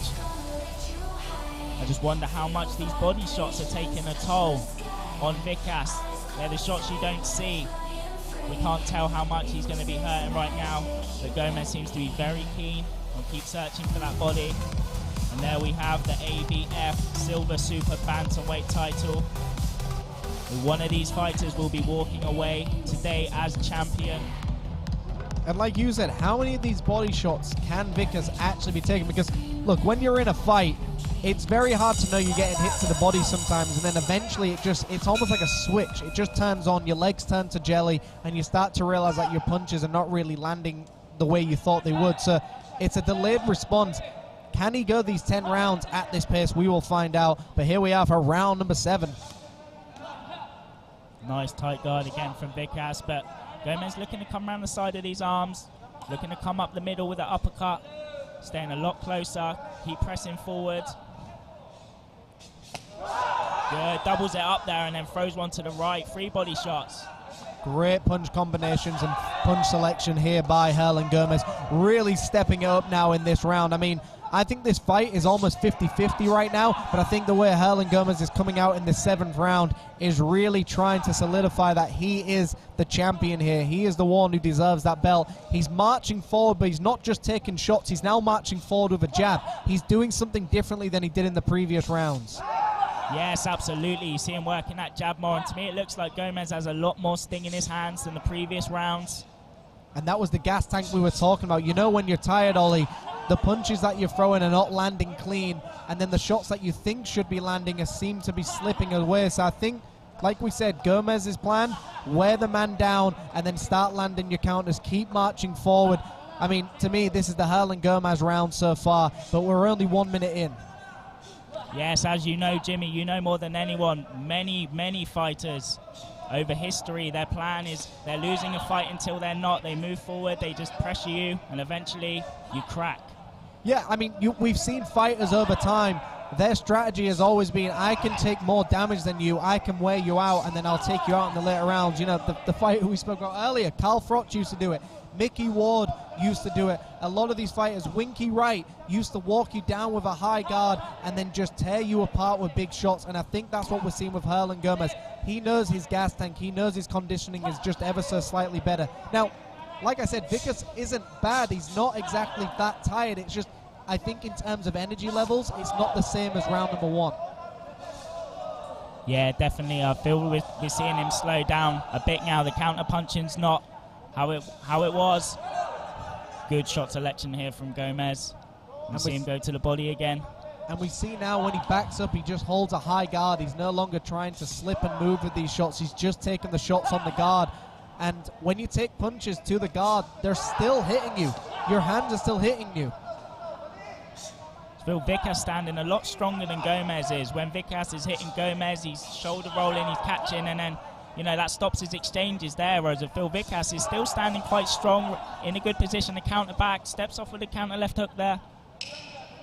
Final 10 seconds of this 7th round. And, you know, to me, I think out of every round we've seen so far, I think this one is very clearly Herlin Gomez's round. And we see a little bit of blood trickling out of somewhere, and we'll find out in just a moment. But we're going to go to some action replays here. But to me, that was a great round for Herlin Gomez. And we'll see with these action replays here. So you see there was exchanging jabs early on. We saw the counter punches. But you see there with Vickers, there was moments where he could have got the counter off, and it was just missing ever so slightly. And those shots were not missing in the rounds earlier, but they're starting to miss now because he's getting more tired as well. And you see Herlin Gomez was getting clipped in some of these replays. I don't think these replays are really giving justice to Herlin Gomez. Now, to me, that was the clearest round for me to judge. I've got to give that one to Herlin Gomez. So, going into the 8th round, I mean, I've now got Herlin Gomez up on the scorecards. However, we see some blood trickling out of the mouth here. Just looking over to the corner, trying to see if I can see where this blood is coming from. Looking at the advice there in the corner, he's looking like he wants him to throw the body more, throw that right uppercut more. I think the right uppercut is working well, but not always getting through the guard of Vickers. Vickers holding quite a tight guard. Yeah, I mean, we can see that. We can see that that tight guard is doing a good job for him, but also you got to remember, when you hold that tight guard, the more tired you get as well, the more your forearms and wrists are going to start slapping you as well. These fighters do not seem to be slowing down. Always very fast starts to the round. That double jab working well all night for Vickers. And we tend to see a second win from some fighters as well. It takes a few rounds for him to warm up, and I'm starting to see a little bit more activity from Vickers. Herlin Gomez going back to his Arturo Gatti style of fighting, walking you down with a shoulder roll, but taking a lot of shots in the process. I mean, Gatti was known for this. He had the shoulder roll style. He would take a lot of shots, but he would never once go down. He would never once take a knee if he didn't have to. He was very much a warrior, and I'm starting to see this with Herlin Gomez's style. Very much an Arturo Gatti style. Throwing a lot more volume now, Gomez. Good counter punching still from Vickers. That right uppercut, has been working that all night, sticking the jab out now. Vickers slowing down a little bit on the counters, look like that. Hit him there a bit. Nice jab to the body being landed, of course, by Vickers now. And this is the thing, we start to see things slow down. We're in the 8th round. Both of these fighters have gone toe-to-toe the entire fight. A great counter right hand as well, but this version of Herlin Gomez is going to win these rounds. He's marching you down. He's making you, he's forcing you to not throw the counters because he's constantly throwing shots upstairs and making you have a high guard. But a great right hand gets through. Yeah, good boxing here. Another right hand comes over and a third. Just tapping that jab out. Throwing the right hook. Good counter there again from Vickers. But the issue here with Vickers is I don't think these shots win the round. I don't think these single punch combinations are going to win in the round. Although these counter punches are getting through as well, unless you've got the knockout power to really back it up. To me, I think he needs a knockdown right now to really win this fight, because to me, I think he's now 2 rounds down in this fight. Yeah, I think the judges may favor Gomez coming forward, showing more aggression, showing more volume, even if Vickers is doing very good counter punching on the back foot. More volume there from Vickers. 35 seconds on the timer here, but to me, Gomez has just done enough to edge this round. Vickers is starting to pick things up, but he's just not doing enough. He needs to start doubling that jab more. He needs to get those right hands going that were working for him. These shots work for him. He lands a combination and then just kind of sits back and watches his progress. We saw in the first 3 rounds, Vickers would follow him up with triple jabs and right hands. Now we're starting to see these combinations get less and less. And to the end of the round here, you're seeing Gomez throw and then get out of range of Vickers, and that worked very well at the end of the round there for him. And we will go over to the highlights from this last round. Good work there from Gomez, good combinations. Sometimes just turning his head to the side, getting clipped a little bit, trying to shoulder roll. Vikas with these good counters. Not the cleanest punch, but good work nevertheless from our man from India, Vikas Bardwatch.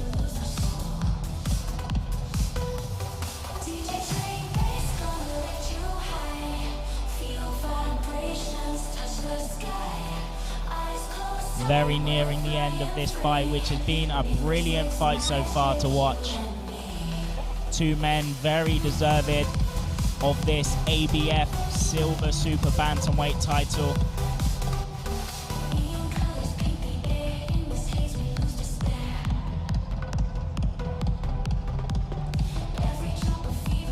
Going into the 9th round.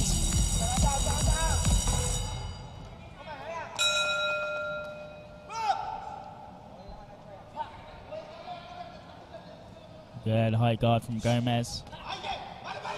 Seeking the body out again. Right uppercut. We see the hooks now starting to be utilized a little bit more by Vikas. He wasn't really utilizing them in the later rounds. He started to kind of just go back to a straight punch, which is a great tactic, but I think he needs to mix things up here. When someone's got a high guard, go around the guard with these hooks as well. Yes, he's had some success, but I feel sometimes maybe just catching Vikas on the arms. We're not seeing him, and there we see him throw to the body more. Good, tapping the punches out. Vikas still on the back foot, pumping that jab out. Good counter punching there. Good. And some nice combinations being landed by Gomez, but we see the same thing here with Gomez. He comes forward with his hands down low, which is usually a sign of he's very tired, but he knows he's got to do something. And the punches Gomez is throwing right now don't have as much as a sting behind them. He's almost peppering, or, you know, something that we call in the business is shoe shining. Shoe shining is where you basically make it look like you're throwing lots of shots and lots of damage, but you're just doing it to impress the judges. Joe Calzaghe would do it. Sugar Ray Leonard was notorious for shoe shining his opponents to make it look like he's dominating the fight. And I think sometimes you could just throw like 3 of those shots and then throw a powerful one on the end, which we've seen him do a few times. Just tap at that guard and then throw a powerful hook, throw a powerful body shot. Not looking so stable on his feet now. Gomez looking tired. Vikas still looking okay on the back foot, but once again, both of these fighters very fatigued now in this 9th round. To me, Vikas is landing the crisper shots in this round. Both fighters look very tired, but to me, Vikas is the one winning this round with some of the nice counter punches he's thrown in between. And like you said, it's throwing those combinations and adding something tough on the end of it. And you see some big right hands now getting through from Gomez, and you can tell Gomez's corner is telling him you need to go forward with the power shots. Great right hand by Vikas. Yeah, no stopping Gomez. He has been pushing forward for the last 5 or 6 rounds. Good combos there. Takes a few from Vikas still. Another close round here, Ollie. I mean, we've only, to me, had 2 rounds which are quite obviously hurling Gomez. Every other round, to me, has been so close. It's very hard to know who's winning this fight. But, of course, we see it from every angle. We see every counterpunch that actually lands. The judges are probably only seeing one side of the fight sometimes. Yeah, this round hard to score, but I think though Gomez is going forward, Vikas may be throwing the harder, cleaner shots. And that's the interesting thing here. To me, Vikas is landing the better shot. Gomez is the one taking the fight to his opponent, but some big clubbing right hands over the top. 10 seconds to go of this 9th round.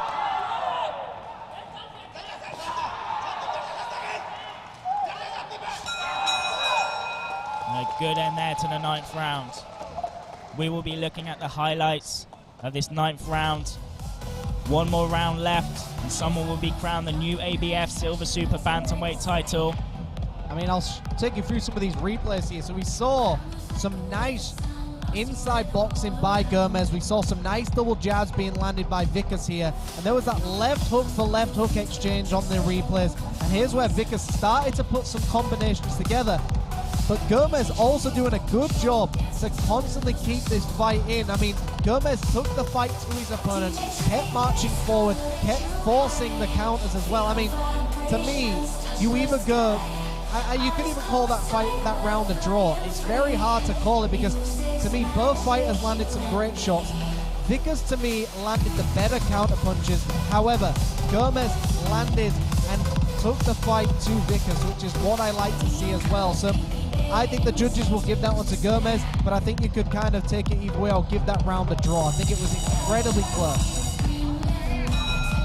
Very close round indeed. I feel this 10th round is for anyone's taking. Both fighters need to come out and try win this round because I believe this fight is very close so far. It's close on our scorecards, but is it close on the judges' scorecards? We know the judges favor fighters who come forward and take the fight to their opponent. We know that Vickers has landed some cleaner counter punches, so to speak. So it's one of those interesting things, Ollie. We know what we're seeing, but what the judges are seeing is not going to be the same thing. Vickers looking like he's picked up the pace now, like he's willing to come forward and exchange. Maybe he knows, maybe his corner are telling him you need to go out, you need to knock him down, or you need to knock him out, you need to win the round. Seeing a higher pace from Vickers, not just marching back now. And I think a knockdown for either this fighter is what they need to be sure that they're winning this fight, because this 10th and final round, I mean, although I've got this fight very even, I am still edging it to Gomez right now. I do think he's winning this fight. This 10th round needs to be a strong one for Vickers, and a great right hand followed up by a left as well. And a great left hand gets through. Gomez looking like he's wobbling ever so slightly. Good work there from Vickers, but you have to ask, how much do they have left in the tank? A lovely 1-2 down the center. How much do you have in the gas tank for this title fight as well? Your final round of a title fight, you need to give it everything you've got. It's not the case of whatever you don't do now, you're going to regret later. You've got to push the pace. Gomez now starting to go on that front foot. Vickers needs to do the same thing. Gomez showing no quitting him whatsoever, still pushing forward. Vickers backs him up. Gomez with a nice clubbing right hand. I'm like what I see with Gomez. He looks very calm. He looks very cool here. He's not getting overexcited by the action of Vickers, but Vickers still putting these pieces together, landing some good shots, but Gomez comes alive with a good combination. Vickers returns. Yeah, good work from Gomez going forward there. Good combination, good counter punch, uppercut there from Vickers. Uppercut returned by Gomez. It's a very exciting end to the round here. 1 minute left, and then we will be crowning a new champion. I mean, it is a case right now to me. Who wants it more? Who's put the more rounds in the gym? Who's done the harder training? Great left hook by Hernan Gomez to end that exchange. 30 seconds to prove yourself. Who wants it more? I just think Vickers is not doing enough there. I think Hernan Gomez going forward, forcing the action, is just enough to win it here for him. 20 seconds to prove it here, Ollie. No quitting Gomez here, always pushing forward, standing strong, happy to trade with Vickers. Good counter punching here. We have 10 seconds left in this round. Vickers coming forward, emptying everything. Got the man on the ropes, he hits him with a good right hand, and that is the end of this ABF Silver Superweight Bantam title fight. Ollie, I've got to give that round to Vickers here. I mean, talk us through some of these replays. Yeah, Vickers finishing very strong there. You see at the beginning of the round, he's pushing forward, meeting Gomez in the middle. Good combinations here, good counter punching. Gomez just with his hands down there, eating a few on the chin, even if they're not hurting. The judges are looking at this. Vickers is scoring. Good counter punching there from Gomez. These two coming down to this last round, happy to trade exchanges. Two warriors. Absolutely brilliant fight. Very title worthy. I've enjoyed this fight very much. Happy to be here with you, Jimmy, witnessing it. I mean, look, I gave that final round just for the two big exchanges in that round where we saw Vickers nearly put Hernan Gomez away.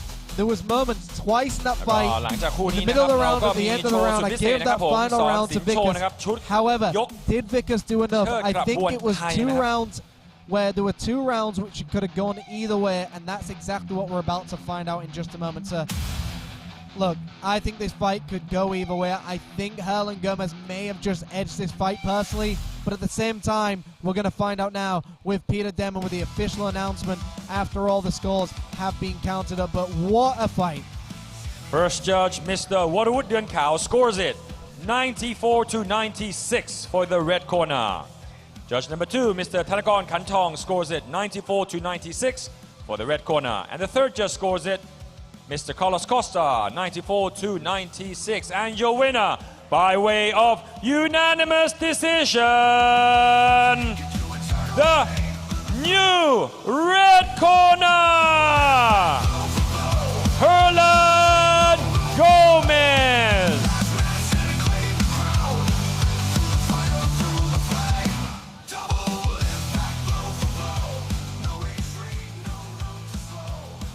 The new ABF Silver Bantamweight Champion, Herland Gomez.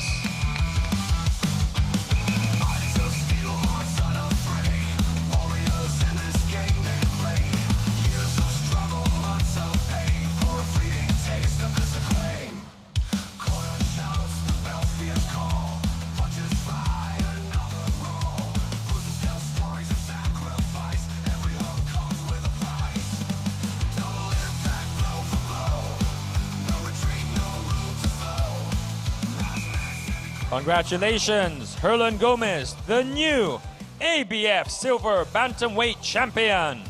And thank you, Mr. Nlising Wang Cha and Mr. Brico Santig. And after this, we have the Chut Yok Chert Krabuan Muay Thai coming up. Ladies and gentlemen, please give it up for the spectacular show from Son Sin.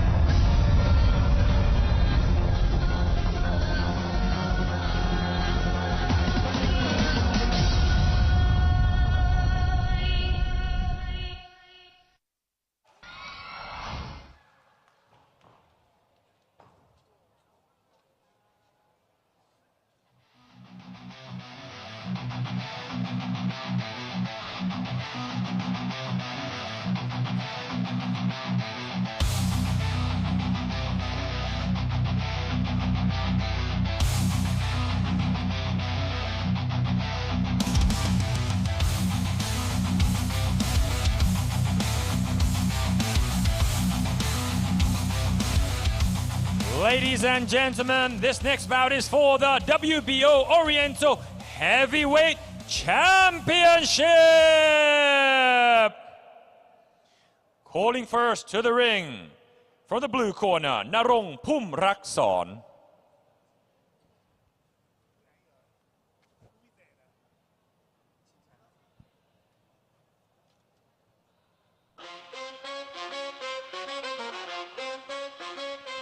Knuckles blast, Alex be shooty blast, the best in his champ. Undisputed bruiser, put them all in a trance. Heavyweight thunder ringing up with them belts. Stomp them out cold, challenger's gonna melt. The hammer drops hard, you'll be Making shooting his never way fall. to the ring now, we have Narong Phum Rakson representing Thailand.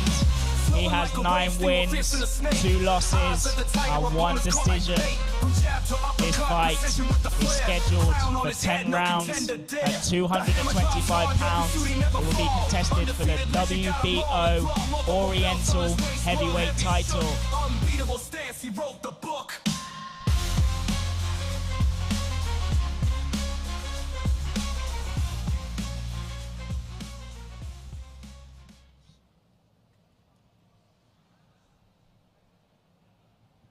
Welcoming his opponent to the ring, Alessio Bizzuti.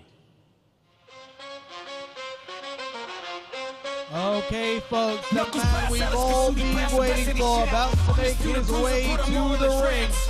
The man from Italy, Alessio the Hammer Bizzuti, with a professional fight record, a perfect fight record of 10 wins, 0 losses, 0 draws.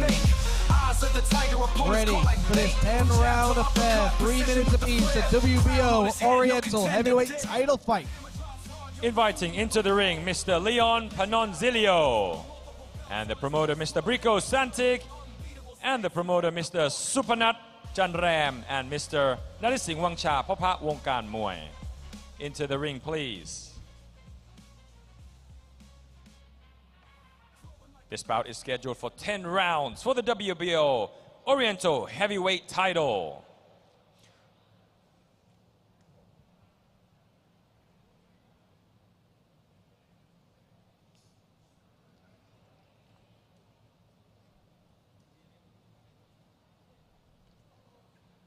May I please ask everybody to stand up to pay your respects to the national anthems of the fighters. ขอเชิญทุกท่านยืนขึ้นนะครับเพื่อเคารพเพลงชาติของนักมวยทั้งคู่ด้วยครับ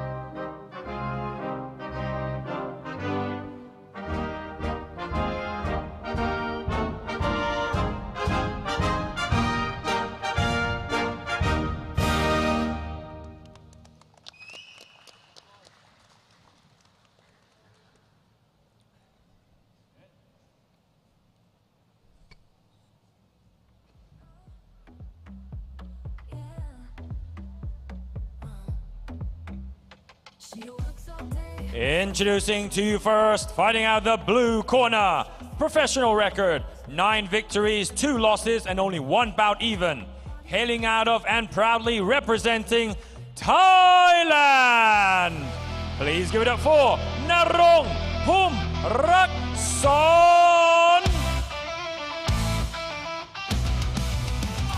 And his opponent fighting out the red corner, wearing blue, hailing out of and proudly representing Italy. With a perfect professional boxing record of 10 victories and no defeats. Ladies and gentlemen, please give it up for the undefeated Alessio Bizzuti.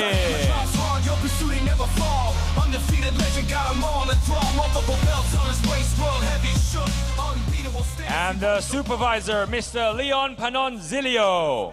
And the referee in charge of the action once it begins, Mr. Sawing Tawikon. And the 3 judges scoring ringside, Mr. Suratsoi Krachang, Mr. Mikin Somon, and Mr. Sangwon Klang Boran. Ladies and gentlemen, as the referee has his final words with the fighters, we have Narong Pumrakson in the brown shorts, 9 wins, 2 losses, 1 decision, and he will be taking on the man, the mountain that is Alessio Bizzuti. Has a perfect record of 10 wins. He's representing Italy, and this fight will be for the WBO Oriental Heavyweight title, scheduled for 10 rounds, and we are set to go with our first round. So you can see already Alessio just behind that jab. And we saw with his previous fight as well, he remained calm. He's kept a nice pace and then eventually took his opponent down in the later round. So Alessio Bizzuti has definitely developed that jab so far. Alessio in the blue shorts, Narong in the somewhat tiger shorts, camouflage shorts. Good jab there from Alessio. Backing up Narong. Narong looking composed. And we know with Alessio, he sets up that right hand. The reason he's called the hammer, because when it lands like a hammer. And you cracked him, and you see it crack him to the body and to the head as well. So Alessio just keeping that old school style of boxing, that high jab. And as soon as the jab lands, he comes in with a right hand to the body and to the head. Just a giant of a man is Alessio Bizzuti. Backing up Narong. Narong looking composed. That jab comes out from Alessio. And that's what Narong needs to be. He needs to be composed. He needs to be relaxed. When you've got such a mountain of a man coming at you with what is known as the hammer, you've got to stay relaxed. If you overreact, that's when it's all over. So Narong doing the right thing here, staying calm, but he needs to get away from these corners. When Alessio gets you into the corner, when he gets you against the ropes, that's where he's the most dangerous, when you've got less movement. Yes, you cannot make no mistakes at this weight, 225 pounds. Narong's backed up again. May not look big on the camera, but in real life, these are 2 giant men. Absolutely, and it's that interesting thing where the shots don't need to land clean. As long as they hit, they're going to hurt. When you're this heavy, when you're this strong, every shot can end the rounds, can end the fight. And we see Narong got some nice jabs to the body, but these are the clubbing right hands that we know are from Alessio Bizzuti. Yes, good jabs here from Narong, but he needs to be careful. He can't run out of space. As you said, any shot at this size can put someone away. It doesn't have to be beautiful. It does not have to be clean. All it has to do is clip you, and you are going to sleep. And we see Alessio just behind that right hand every time, but a nice shot to the body landed by Narong, going to the body, but Alessio comes in at him and tries to land that right hand upstairs. But this is a calm version of Alessio Bizzuti. The original Alessio would just charge at you like a bull and try and take you out in the first or second round. This is a new version of Alessio. He is very much more calm. He gets behind his jab. He believes in his jab, and then he believes in that big hammering right hand. And there it is again, the right hand upstairs. Yes, a good and calm collective start, and that is the end of the first round. We will look at the replays from this round coming up now. Here you see Alessio doing good work in the corner. Narong with some good defense there though. puts that lead hand out to smother that hook. Good work to the body of Alessio, pumps that jab out, and a big right hand there, big clubbing right hand from Alessio. And we almost see with Narong, he's almost got that Muay Thai style to block the shots coming in. He kind of holds his right hand and he keeps that left hand out, very leveraged. Like you said, it's there to block the shots, but it's also to prevent your opponent coming forward. The interesting thing about Alessio is I don't think he cares about your jab that you're sticking out. He's just going to come forward. He's going to swat that hand down. He's going to hit you with a right hand. But that's the interesting thing here. It is just a case of, can Narong outlast the hammer? Can he dance around until the later rounds and then really test the stamina of Alessio Bisutti? Because, like I said, Alessio is used to ending you in the very early rounds, but he's now a very calm version of that, so he's reserving his energy for the later rounds too. A very interesting matchup so far. Yes, Alessio looking calm, pumping that jab out, that lead hand's coming out, he's just controlling. As you said, good long guard there from Narong, but like any guard in boxing, there's the pros and cons to it. He's stopping Alessio out there, but he's leaving his body open. And then Alessio just slowly marching forward, stalking his opponent. Good combo there, thudding shots. And that's the difference here. These shots are not landing clean, but they are landing, and it, like you said, you can hear the shot. Those shots to the body, those shots to the head, it doesn't need to land clean, but once it does, it hurts, and that jab snap in the head back of Narong. Good stiff jab there from Alessio. And as we spotted, with that long guard, he keeps that left hand out. But Alessio there threw a thudding right hand to the body, so we can't afford to keep that left hand out too much. And a classic combination by Alessio is he hits you with a jab, he goes downstairs with the right hook, and then he comes upstairs with a right hook as well. He's trying to get you to bring the guard down. He wants you to bring your guard down, then he cracks with the right, and there it is again. Good, and Narong just keeping control there with the jab, but head knock back there. It's a dangerous game to play. How long can he keep this up for? How long can he move around? These are two very giant men. But you see Narong going to the body, landing some nice right hooks, and a big right hand upstairs by Alessio. And this is what Alessio does. He gets you into the corner. He always finds a way to get his opponent into the corner. Big right hand over the top as well. I'm surprised Narong took that one so well. Yeah, ate that shot very well. That was a big shot there. Alessio still marching forward. Looking for that body again. And I like the body shots being landed by Alessio as well. And like you mentioned, it's that long guard that gives up the body so easily. So to me, Alessio is taking the shots that are necessary. If the body is there, take it with full stride and crack down as hard as you possibly can. But you see these right hooks to the body, almost like when George Foreman used to wing shots at you. It wasn't accurate, but it was landing to the body, and that was all that was necessary here. Big left hand upstairs by Alessio.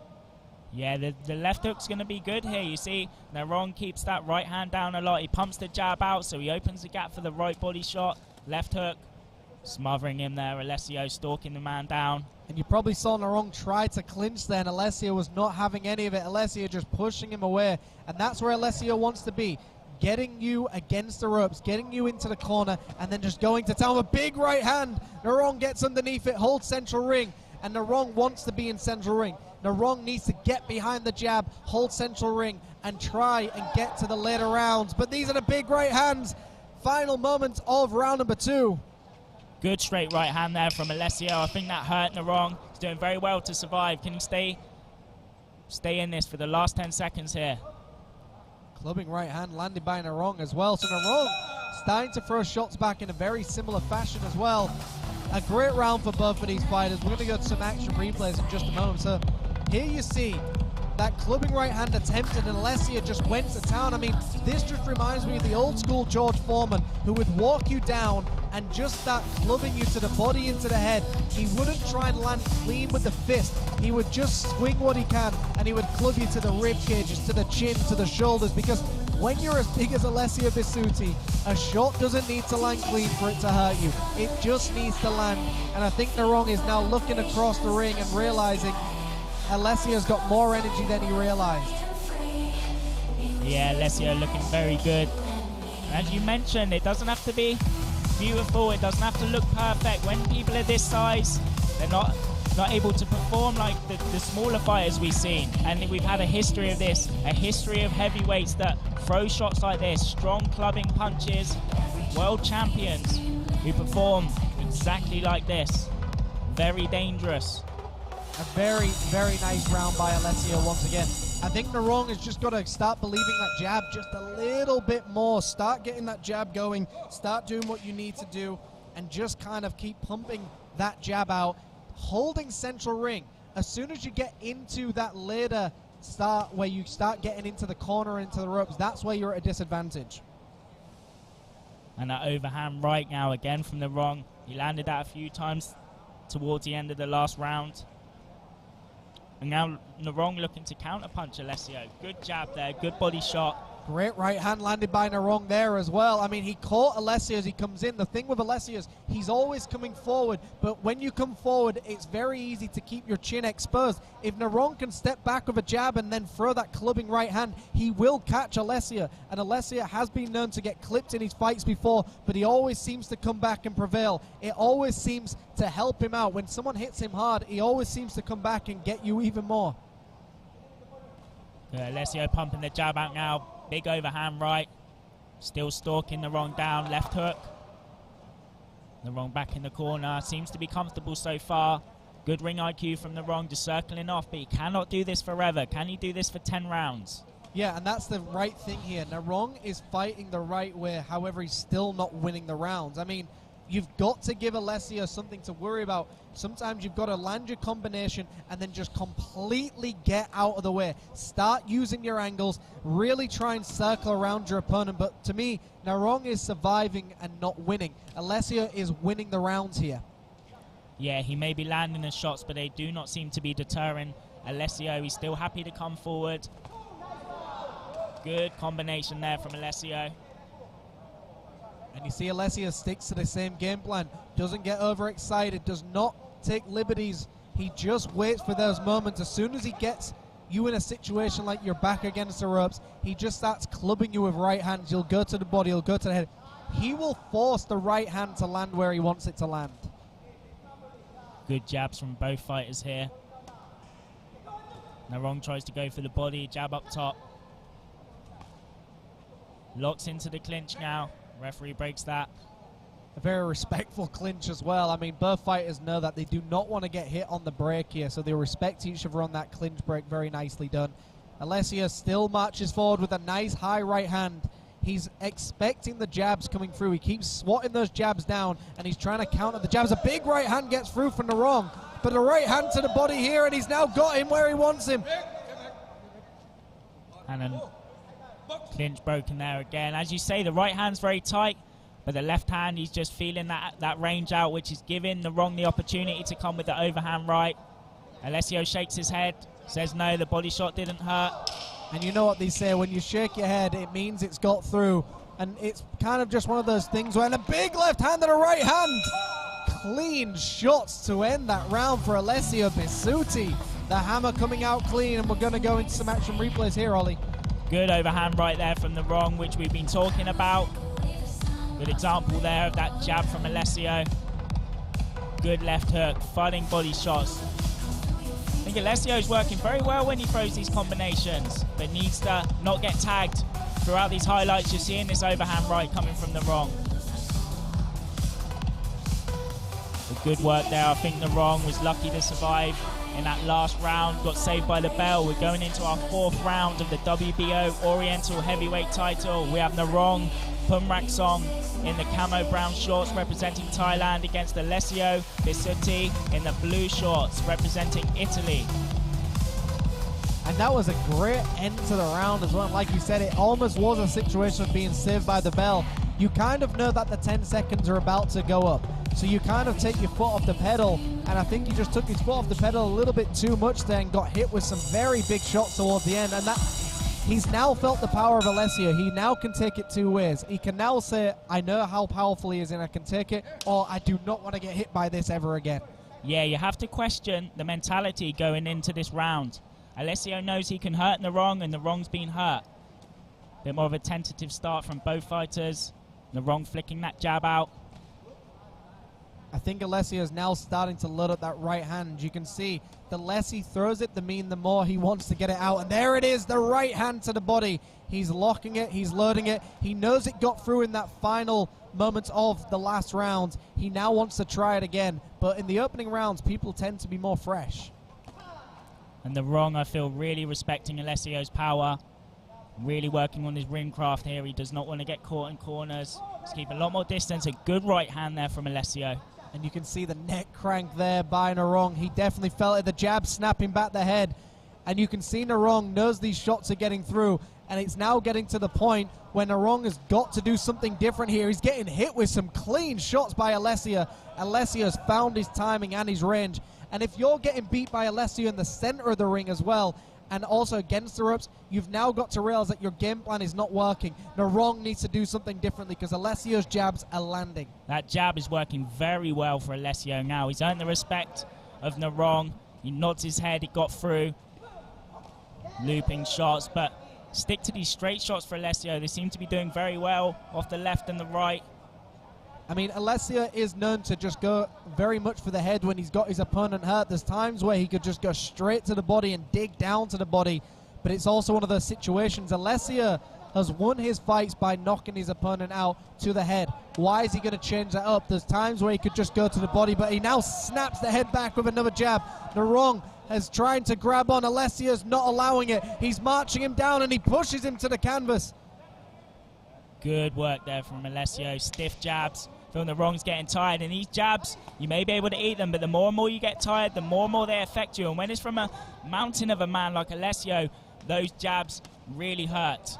Absolutely. There's only so long you can eat the jabs. And, you know, a lot of the time in sparring, people get used to eating jabs because you know who you're sparring, you know who you're against. You almost allow your opponent to jab you. And then it gets to a point where you get into a bad rhythm of allowing the jabs to hit you because you're only looking for that right hand. But every punch here is counting. And I think Narong's got to step up the pace here because, like we've said before, are you trying to win or are you trying to survive? Yeah, I've seen Narong trying to get in close there. I don't think he wants to be on the outside now of Alessio. Those jabs are knocking his head back. You see him dipping his head low, trying to get into the clinch, trying to lock up there. And I think that's where Narong probably feels most safe, inside the clinch. But the Hammer wants none of these clinches. Final moments here, and you see here, winging these right hands in, not allowing him to grab him at all. And this is what Alessio does best. He forces you in the fight. He wants you to fight. A great one thing. And look, Alessio is used to a smaller ring. This to me is a bigger ring than he's used to. The rings he usually fights in tend to be a lot shorter, and it makes it easier for him to actually clip you with these hooks. So now Alessio is forced to actually use his jab on. To me, he's doing it very well. We see in these action replays as well. This was the moment where they tried to clinch and then he just lost his foot and he fell to the canvas. Obviously not a knockdown, but it gets to that point where you start looking at Alessio and you're like, I'm trying to hurt the man and I cannot. Narong needs to dance around with just a jab. Use the jab, and if the right hand presents itself, throw it and go for it with everything you can. But right now, Alessio's winning this fight very comfortably. I think Alessio's looking very good on the outside with that jab. Seems to be working well, and towards the end of the round there, he seemed to get a bit more comfortable in that clinch as we saw before the round ended. Throwing those right hands while he's locked in there with Narong. And the thing with Alessio is I saw some of his training as well. He was training with one glove on where he just wanted to learn how to use the jab perfectly, and I think it's definitely worked for him here. He's using the jab beautifully. Definitely paid off because for a man of his size, the jab's working very well right now. And as you see, he's back to that jab now. Wrong with a jab of his own. Controlling it a bit more, and that overhand right. Good combination there from Alessio. Right for right from both of these fighters. Narong lands one, Alessio returns, and now this is the Alessio where he comes alive. It looks like he's more tempered on that front foot, trying to put Narong away. Big left hook, stumbles Narong, and now he's going to town. He's just winging the shots at him. How many more of these can Narong take? And it looks like he's shaking his head now. And you see Alessio just pushing the pace here and doing everything he can to put this man Narong away. Narong definitely looks like Bambi on ice at this point, going to the body as well. Can Alessio do anything here to just put this man away? Over 2 minutes left in this round. This is not a good position for Narong. He's not safe on the outside. He's not safe on the inside. Alessio going to the body. 2 body shots there. Goes up top and he sits Narong down. And he took way too many shots than he needed to. To me, there was about 25 punches unanswered here. And of course, Narong makes it up from that count. But he's looking over at the clock. How much does he want this? Overhand right doesn't get through. Alessio coming alive, the referee jumps in straight away, those body shots, puts him down once again, and you've got to be looking up. You're down on every scorecard. The man makes it to his feet. I mean, look, you can't question the heart of Narong in this situation. He's got 1 minute 30 left. Can he survive? He's happy to get in there and try trade with Alessio. Alessio locks up in the clinch. Referee separates it.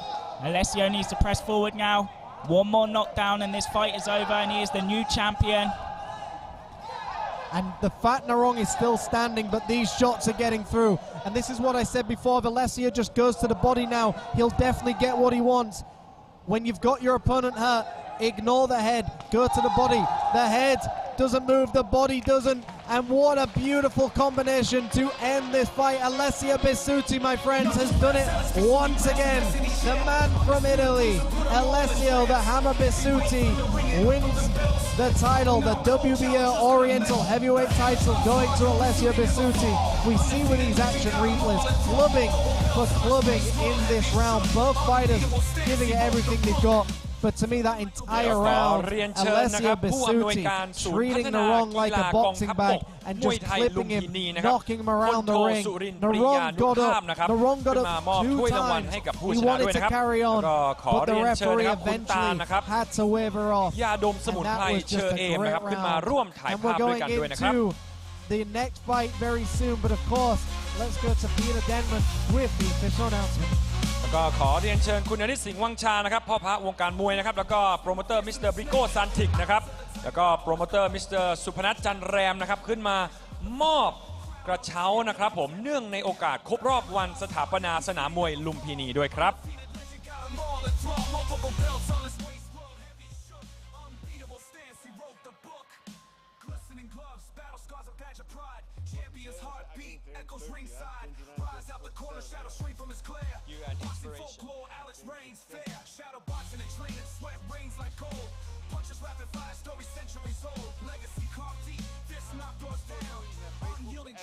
The undisputed crown.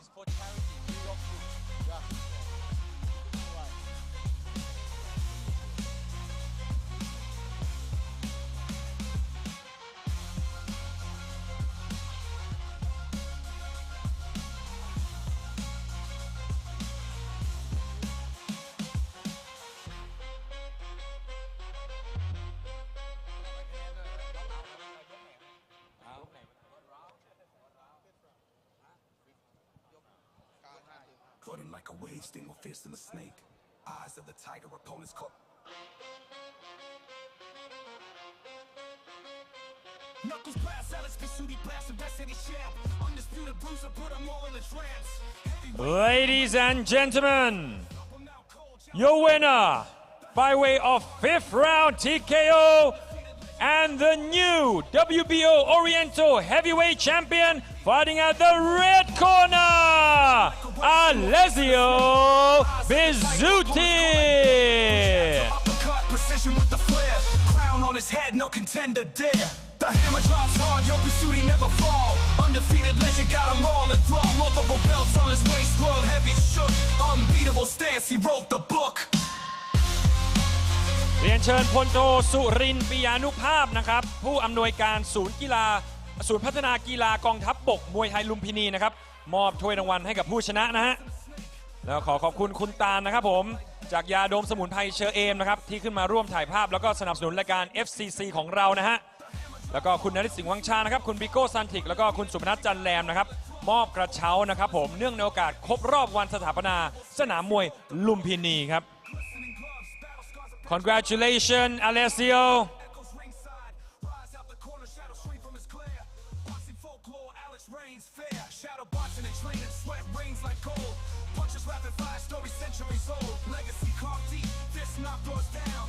Unyielding champ, where's the undisputed crown?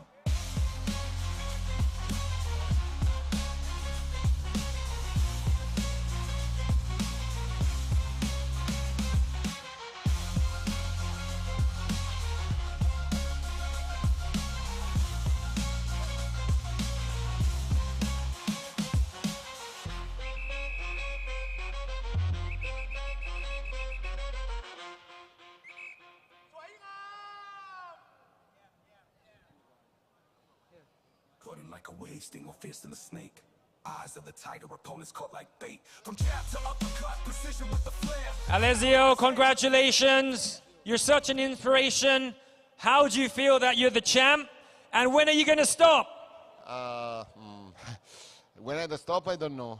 I hope, I don't know. Okay. And my next is 11 January in my FCC Pattaya with the IBF Championship. Wow, you're just collecting all the belts. Congratulations. One more. Right. Okay, so unification is your goal. Okay. Thank you very much, sir. Good luck. ขอเสียงปรบมือให้กับแชมป์คนใหม่ Alessio Bizzuti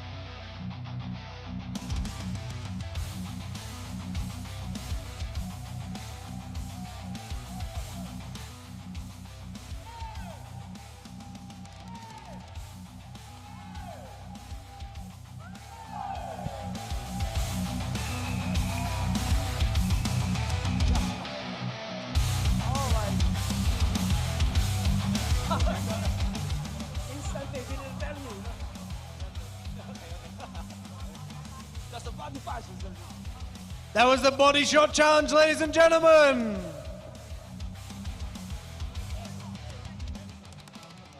Okay, thank you very much. And now, before we go to the main event, please give it up for the FCC dancers.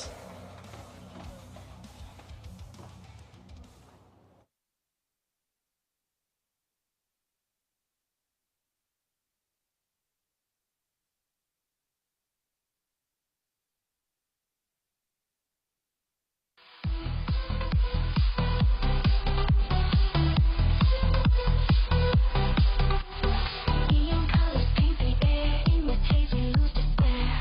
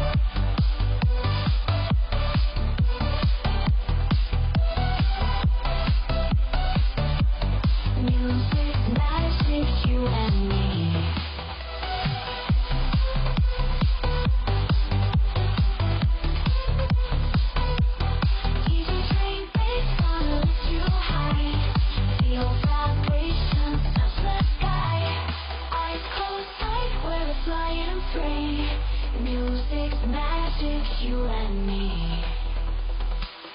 Read a dream face, gonna lift you high. Feel vibrations touch the sky. Eyes closed tight, we're flying free. Music's magic, you and me.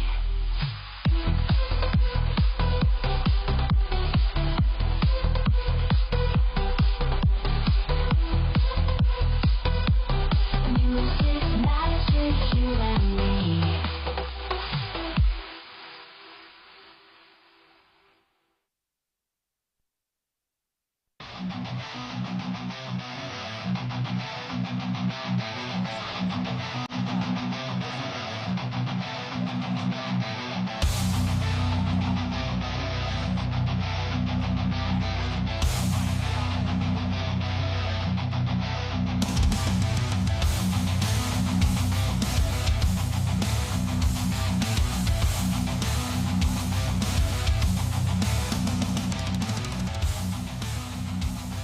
Ladies and gentlemen, this is the main event of the afternoon.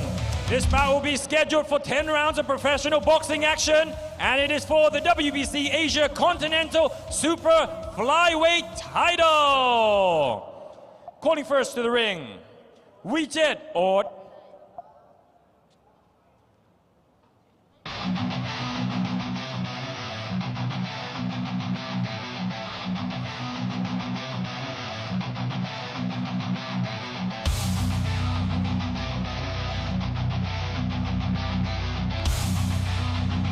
Making his way to the ring now in the blue corner, we have Wijet Ort representing Cambodia.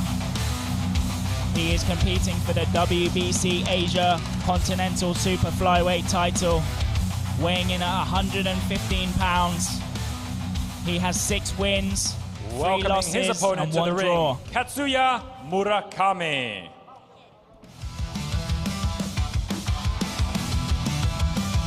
And the man making his way to the ring from the land of the rising sun, Japan, Mr. Katsuya Murakami, with a professional record of 15 wins, 3 losses, and 1 draw. He is about to take on the Cambodian Wijet Ort for the WBC Asia Continental Super Flyweight title, scheduled for 10 3-minute rounds. Katsuya in the Akatsuki gown with a Naruto headband. I am already a fan of this man from Japan.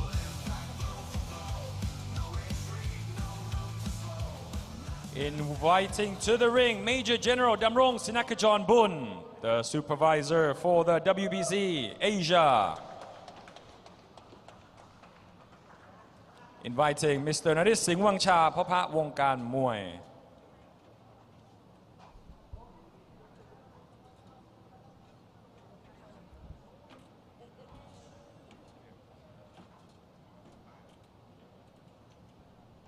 Inviting to the stage Mr. Supanat Janram, the promoter, and Mr. Brico Santig, the promoter, here at Naris FCC Highland Boxing Promotions. And inviting Mr. Akira Sakata into the ring.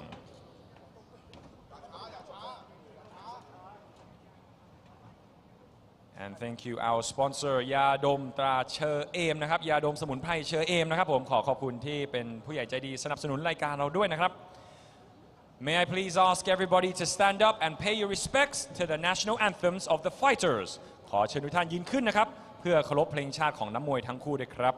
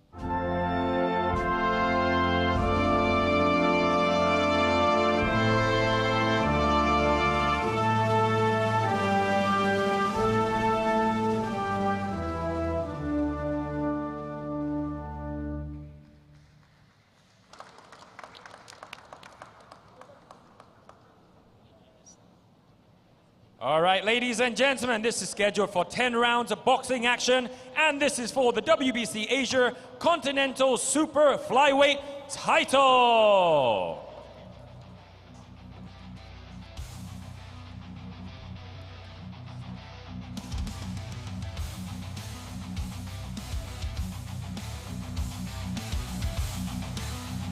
Introducing to you first, fighting out of the blue corner, wearing blue with white trim, with a professional record of 6 victories, 3 defeats, and 1 bout even. Representing Cambodia, please give it up for Vichit Ot.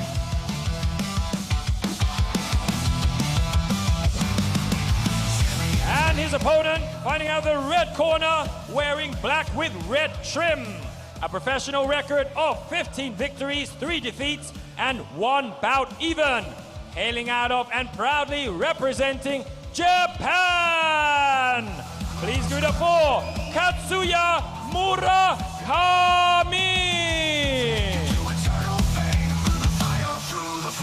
And the WBC Asia Supervisor Major General Damrong Simakajon Bun. And the referee in charge of the action, Mr. Thanawat Wong Sasan. And the 3 judges scoring ringside, Mr. Tanadon Yuberg, Mr. Ratchakon Darapan, and Mr. Supa Bunrod. And the timekeeper, Mr. Wichan Tong Bai. Ladies and gentlemen, this is the final fight of the night. It is for the WBC Asia Continental Super Flyweight title.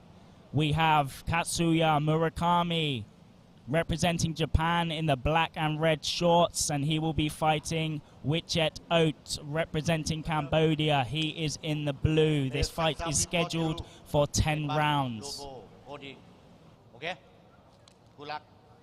right, final information from the referee. The shake of hands, and it's about to get down for 10 potential rounds. Japan against Cambodia. Katsuya with a noticeable height advantage here for a very small weight class of 115 pounds. Katsuya starts off with a nice double jab, really getting that action going. And you can see that massive height difference, and you see the very high guard of Vichit Ot. Lovely jabs down the center, counter punch there, straight right. Lightning fast jab from the Japanese fighter here, Katsuya Murakami. I mean, you can just see with Katsuya, he's more experienced with Western boxing in comparison to Vichit Ot. And you can see the difference here in the way he moves as well, landing some nice jabs, and also throwing right hands in the clinch on the blind side of the referee. A veteran move by Katsuya. Looking to counter there, but eats one of his straight rights from Katsuya. Going first and last in these combos. And you can see with Katsuya, when he throws that jab, he leaves his chin exposed. He throws that right arm in the air and leaves his chin exposed. So all Vichit Ot has to do is try and catch him as he comes in with a jab and throw a looping left or right hook as well. But it's very typical for the Japanese fighters when they throw that jab. They really extend their shoulders and they come in with a high chin, very similar to, of course, Inoue. But a beautiful left hook. Lovely check left hook there. Vichit look to hop in and just gets caught with that counter left hook. I mean, Vichit's got some nice right hands. He's got some good head movement. But to me at the moment, it looks like Katsuya is definitely in control of this round so far. Yeah, Vichit looking to slip off to the side and counter that jab. But Katsuya with his own counters. Goes to the body. Some nice jabs to the body as well by Katsuya, but Vichit Ot starting to find his groove. The first 30 seconds, it looked like Katsuya was definitely just dominating, but it starts to slow down as soon as you start landing some big shots, and Vichit Ot has found some of his targets. A nice jab down to the middle, jab for jab. Absolutely. Punching with him there, that's really slowed down Katsuya. Vichit Ot with his good counter punches. Great right hands as well, just flicking that right hand. You know, for the first round, it's scheduled for 10. You'll often see with the super flyweights, they can keep up a very fast pace. So it tends to be the opening rounds, fighters take a little bit more time off. But in situations like this, these super flyweights are so conditioned they can go 10 rounds at this pace. See Katsuya there working more off that jab, sticking a right hand on the end. He's got a very nice sharp left hook on him. Disguises it almost as a jab, doesn't build it up too much, just comes around the side. And that's the thing here as well. Katsuya, even when they're jabbing for jabbing, Katsuya looks like he's getting off better because he's the taller fighter, so the jabs look a little bit more clean. He lands some nice check hooks, but a great round for both of these fighters, but I've got to give that one to Katsuya. I think he edged that round. The opening moments, you see with the action replay here, you can see there was jab for jab, right hand for right hand, but it was that jab check hook that was really doing well for Katsuya. You see with this action replay, it was jab into the check hook. And he uses that jab because he knows Wichet is coming forward at him, and as soon as that he comes forward, he steps back with that check hook. But a great round for both of these fighters. Really nice check hook from Katsuya there. You see when, as you say, Wichet goes to counter, Katsuya is just on the outside and he can still catch him with that check hook. He throws it very long, almost as long as he throws his jab. Good work there. So he's starting the exchanges and he's finishing the exchanges as well. It's looking very good. Yeah, and that's the great thing here. He's throwing the jab to set up his opponent to throw a counter, and as the opponent throws the counter, he throws that check hook. It's a beautiful move indeed. See how the fighters will come out for the second round. So here we are, round number 2. Japan taking on Cambodia for the WBC Asia Continental Super Flyweight title. Scheduled for 10 3-minute rounds. We do have Katsuya in the red and black, taking on Wichet in the blue and white. Second round so far. Katsuya looking very sharp, ready to hop out, throw that check hook, and Wichet looking more relaxed here. Two different tempos from the fighters. Wichet has really picked up in comparison to what he did in the first round, though. He tends to take a little bit of too much time off. To me, a little bit too lethargic. Katsuya will just tee off with the jab if you are a little bit lazy with it as well. But you can see there's more movement from Wichet right now. I think Katsuya is really happy to be on the outside now, where Wichet is looking to throw these counters. Katsuya is just on the outside, and he can come back with a straight shot, that straight jab or that check hook. Wichet complaining about a rabbit punch there, and you know, Katsuya is throwing these veteran moves out. He's flirting with the rules, so to speak. He's throwing shots in on the break, but here we are, nice flurry from Katsuya. But look, if you think of Wichet, when he clinches, he wraps his hand around the back of Katsuya. Katsuya is going to throw these shots. I mean, to me, is Wichet actually this hurt, or is he trying to get as much injury time as possible right now? Because it looks like he doesn't want to continue at the moment. It's very confusing what's going on here, but to me, if you grab your opponent like he did, I think the referee needs to do something here, because that was way too much time off. Yeah, there seems to be a little bit of confusion here. I'm on the same page as you. I didn't see anything that would have hurt him too much there. Although Katsuya is throwing very fast, he did have a very good body shot in there, though. He threw 3 shots to the guard. I mean, look, Katsuya did hit him on the break. He did hit him with a shot you're not supposed to. But, you know, at the end of the day, this is boxing. Sometimes you've just got to flirt with the rules a little bit and just go for it. Wichet, you complain once to the referee. If he doesn't help you out, you've just got to go right back and do your thing. Wichet looks like he was showing some pain there, closing his left eye. Good work on the inside from both fighters, good exchanges. Low guard from Katsuya. And this is what you get to see in the super flyweight fights. Very fast, lots of counter punches in between the flurries. They create their own counters. Some nice clinch work as well. And once again, he's complaining about being hit to the back of the head. He didn't get hit to the back of the head here, but maybe he's got a recurring injury that is now just hurting him right now. But a beautiful left hook from Wichet. Good work from Katsuya. Not too sure what he's complaining about here, but he goes to the body. Katsuya's been looking for that body shot. He's just teeing off very lightly. Oh, and a big left hook. Saved by the bell. Wichet there. Just counter left hook. Knocked the head back at Katsuya and is saved by the bell. Let's look at these replays. See if we can see what happened there to Wichet. Good jab there. Good exchanges. There we see that teeing off and just going for that powerful left body shot there. And there we see. All right, he did hit him to the back of the head here. We finally got to see it. Now look, I'm not sure Katsuya did that on purpose because Witchet gripped him round the back of the neck. He put him in a vice grip, and I think, you know, he was just firing right back. I'm not saying it's successful. Well, that was that final left hook at the end of the round as well. But look, just to let people realize, you know, Katsuya did hit him to the back of the head. Do I think it was intentional? No. Does the referee need to give him some form of, not necessarily an official warning, but give him a warning? Any shots to the back of the head are very dangerous. The referee should always step in when there's a punch to the back of the head. Let people realize you can't do it.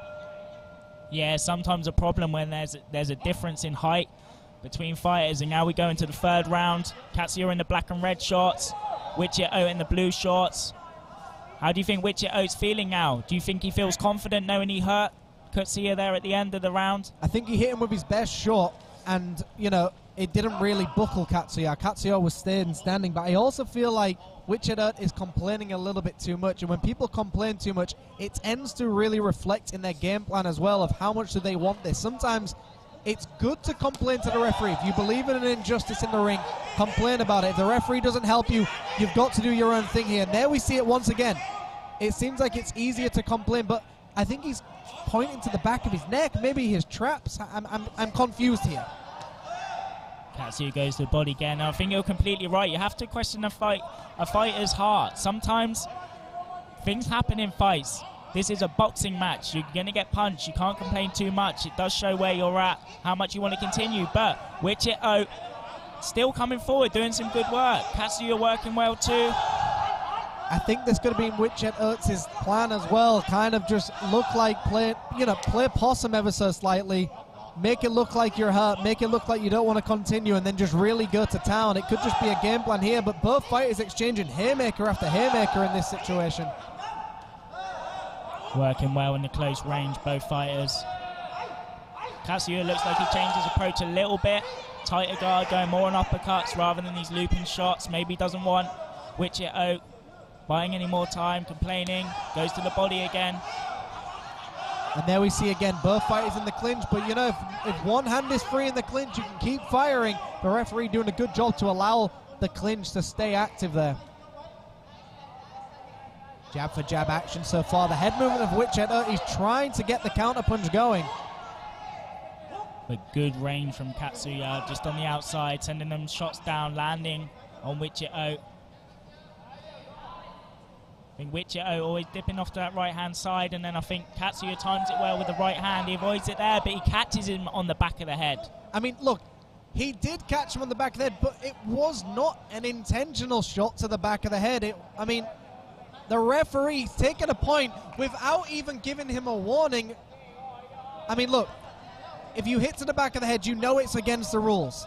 Did Katsuya do that on purpose? Not at all. However, you can't keep making the same mistake, quote unquote, and expect to get away with it because you can say, I didn't mean to do it. Eventually, you've got to change up the way you do things. But I think the referee should have given a very clear warning before giving that point away. But here we are. The fight has now changed massively. Witchet is coming alive with some body shots. Big shots on the inside of the center of the ring. 5 seconds left, ticking down. Good exchanges, working close now. And that is the end of round 3. We will be looking at the highlights from that round. So here we are with these action replays. I mean, maybe we'll catch some of the moments where this is where Katsuya complained about the right hand to the back of the head. And here we are, both fighters quite scrappy in the center of the ring. But I would definitely say it was calculated scrappiness. Some nice body work from both of these fighters. And you can see they're just constantly going to town on the body and to the head, creating their own counter punches. Constantly, and there was that shot to the back of the head. It was not an intentional shot to the back of the head, but look, you know, Witchet definitely deserves an Oscar for that performance as well. I mean, I do believe if you are being hit to the back of the head, you are allowed to exaggerate it as well, because you need to let the referee know that you can't just allow to be hit to the back of the head. It's one of the most dangerous shots in boxing. So I'm not against Witchet complaining this much to the referee. I think it's necessary. However, that point being taken away to me is just a little bit odd. I think a warning was deserved. But here we are. You can't do anything about it. So that would have been a 10-8 round in the third. Yeah, I do believe it's a little unfair for Katsuya. It is not intentional. And sometimes, if he's slipping off, he's trying to hit his head, and it can be the rotation of the fighter's head which causes you to hit him on the back of the head too. But we see Wichito comes alive there in that last round when he realizes that he can be ahead. So this may change the pace of the fight. And we saw this in the last round. We saw that Wichito in the early moments of the round comes alive, gets really aggressive, doing exactly what he needs to do. Because look, Katsuya to me is a slicker boxer, but Wichito is the scrappier hooker. And this is the style that beats someone like Katsuya. Absolutely. Wichito looking much better when he gets in and he trades, he gets in close, because as we've seen, Katsuya's got a very good jab, works well, but still works well on the inside. Good right hand there, but doesn't seem to shift Wichito. The referee quick to break them up once again. I mean, Katsuya to me is now in an absolute battle, something he did not expect, and now he's starting to complain as well. It's one of those interesting fights where you've got to accept you signed up for a boxing match, you've got to do what you've got to do sometimes. Let the referee protect you as much as he can. Great right hand by Katsuya, but Wichito turns him around as well, takes his back. Yeah, it's difficult when both fighters are looking to come in at the same time. There might be slight clashes of heads. Good work there on the inside. I love the bodywork of both of these fighters. I mean, Wichito's clearly getting up with these body shots because the red marks around Katsuya's ribcage. But look, Katsuya very calculated, but he eats a left hand in the process and a hit to the back of the head. Why is the referee not taking a point now? Interesting stuff we're seeing right now. That to me was as much as what Katsuya has done to him. Surely you should take a point in that situation. Very much tit for tat now in terms of boxing and in terms of fouls. But we love the drama as well. This is what we're here for, and this is what you expect for a title fight. Absolute drama, absolute carnage. Both fighters clearly going for it as hard as they possibly can. And this is the beautiful thing, when two fighters fight on the inside without the use of a clinch. It is beautiful boxing, resting your shoulders on the opposing shoulder, not allowing your opponent to get their power hands off. This is exactly what Roberto Duran would do. He would put his chin on your shoulder, not allow you to get shots off. He did it against Iran Barkley and just absolutely dominated the fight. Great stuff so far for both of these fighters.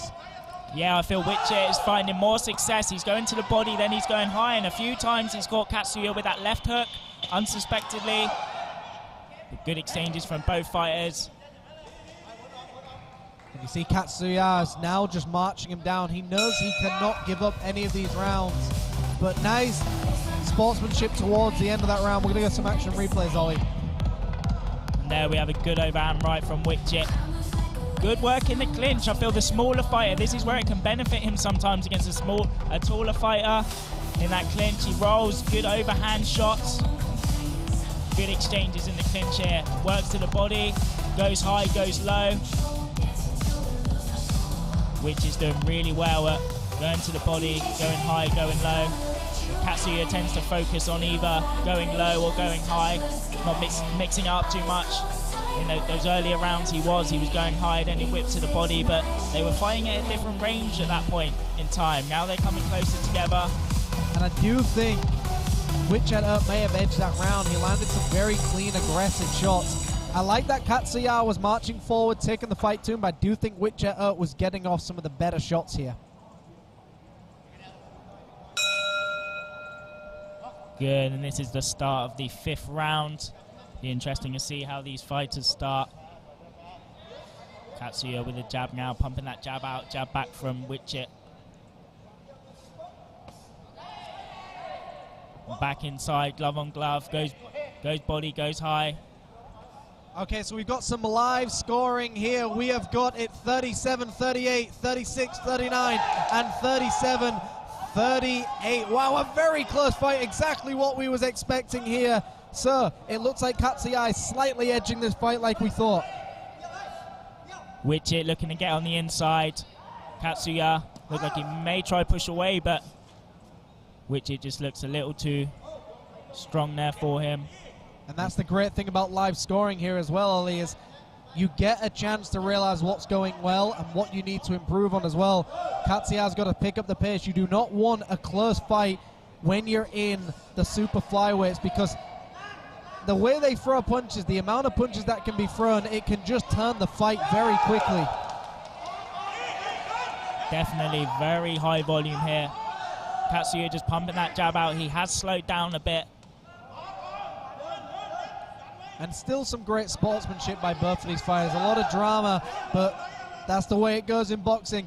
I mean, I still think Wichet Ut is 1 second away from getting a point deducted though if he does anything close to a foul, because if Katsuya got a point deducted, you've got to see it from Wichet Ut as well. He's got to have on a great right hand landed by Katsuya. Perfect right hand. Yeah, brilliant right hand there. Good from Wichet Ut just to hold on into that clinch, buy himself a little bit of time. And look, I like it when these fighters are constantly hitting on the clinch. They're finding the blind side of the referee. Bernard Hopkins was known for this. You wait for the referee to be on your left side, and then you throw your right hands in the clinch. It's beautiful stuff indeed. Both fighters are now just head-to-head, not allowing anybody to really do anything here. Great boxing to be on the inside without clinching. Not a lot of rest allowed for either of these fighters. Up close on the outside, they're working a lot. Jab for jab there. Beautiful. Good. Almost a triple uppercut there from Katsuya. You see this in the super flyweights. You often see these triple uppercuts. I mean, Roy Jones Jr. used to throw triple hooks in the light heavyweights. You very rarely see it in the heavier weights, but super flyweights, you see these triple uppercuts very often. And another good right hand there from Katsuya. Almost got to feel sorry for him because the way he throws that right hand is just, the trajectory is almost at like a 45-degree angle. So then when Wichet turns away from it, which he's not doing now, so that has prevented from getting hit on the back of the head. Good work from Wichet there. Yeah, very good point. I mean, I thought it was a very unintentional situation, and it's the way he comes down with that right hand where all it takes is your opponent to turn around and it's going to hit where it's not supposed to. But a very good round, a very even round, but I think Katsuya definitely took that round in my books. Here we see the action replays, that double jab with the right hand, and as you mentioned, it's the way he comes down with that right hand. I mean, if Wichet Ut turns his head at that moment, it's on Wichet Ut. It's his fault for getting hit in that situation, because that's the way he throws the right hand. And the referee has warned Wichet Ut to stop ducking his head down. Now, you're not going to get a point taken away from ducking your head down necessarily, but you are going to be caught up on it very often as well. So, a very great round. I've got to give that one to Katsuya Murakami. What about you, Ollie? I believe so too. I think great work from both fighters, but I think Katsuya just edged it there. Cleaner shots. There's that good right hand that I think maybe wobbled Wichet Ut a bit. He hung on. I mean, I've now got the fight 3 rounds to 2 in Katsuya's favor, but obviously there was that point deduction as well, which could be very, very interesting if we get into these later rounds. Round number 6 underway. Yeah, later on that can absolutely change everything. A point deduction is massive, especially when it comes down to such a close fight as this is. A fight worthy of a WBC Asia Continental Super Flyweight.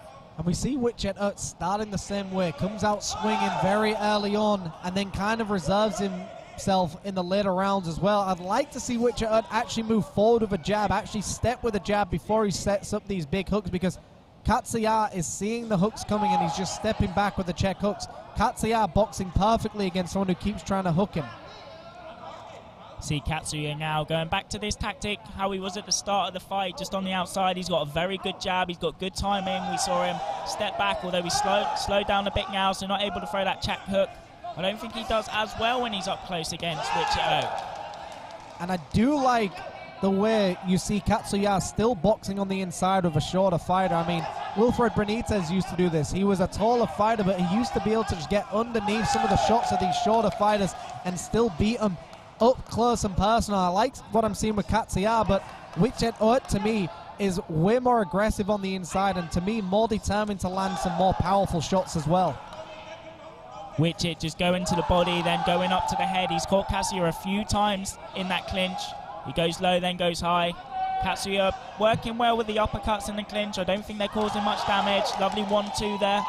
And that's that right hand we were talking about. It's a great right hand by Katsuya, coming down over the top with that right hand, just trying to aim for the forehead, possibly the temple area of Witchet Ut, and if it lands hard and it hurts as well. Great move, and there it is, that right hand. I love the right hand by Katsuya. He tries to chop through you with that right hand. Beautiful stuff. Knocked his head back there with the jab, and I think as we see Witchet get more tired, he's not going to be able to move out the way of that right hand, and it will have more success as the fight goes on. Good point, because like we say always, the shots that tend to miss by inches turn into millimeters, and then in those later rounds they land clean, and we just saw it right there as well.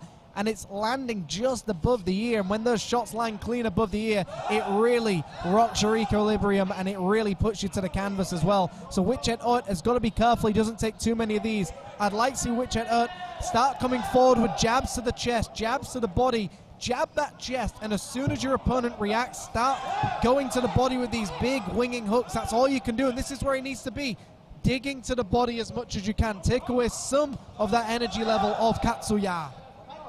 He's working well to the body, and then when Katsuya covers that body, he goes high with that left hook. He's caught him a few times. We saw in the earlier round, he just caught him towards the end, really hurt Katsuya.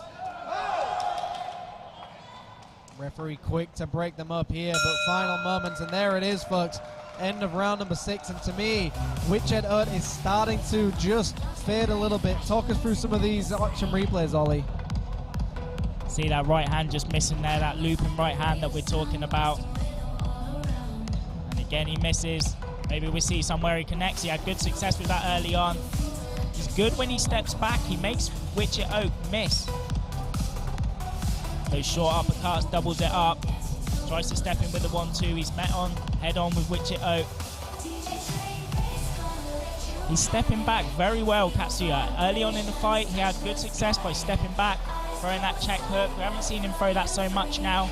I think he works well on the outside, but it's still a threat up close. But Witchet Ut is very much looking to get on the inside, cause damage there. And that's the interesting thing here. Witchet Ut has told Katsuya what he's going to do. He's told him, I'm just going to get on the inside and go to town with these hooks. Katsuya needs to just step back, and every time he gets up close, wrap the arms up, don't allow Witchet Ut to get any shots off, and then step back again with the jabs. Create as much distance between you and your opponent as much as possible. But here we are, round number 7. Katsuya starting again with a jab. Witchet Ut looking to lock up.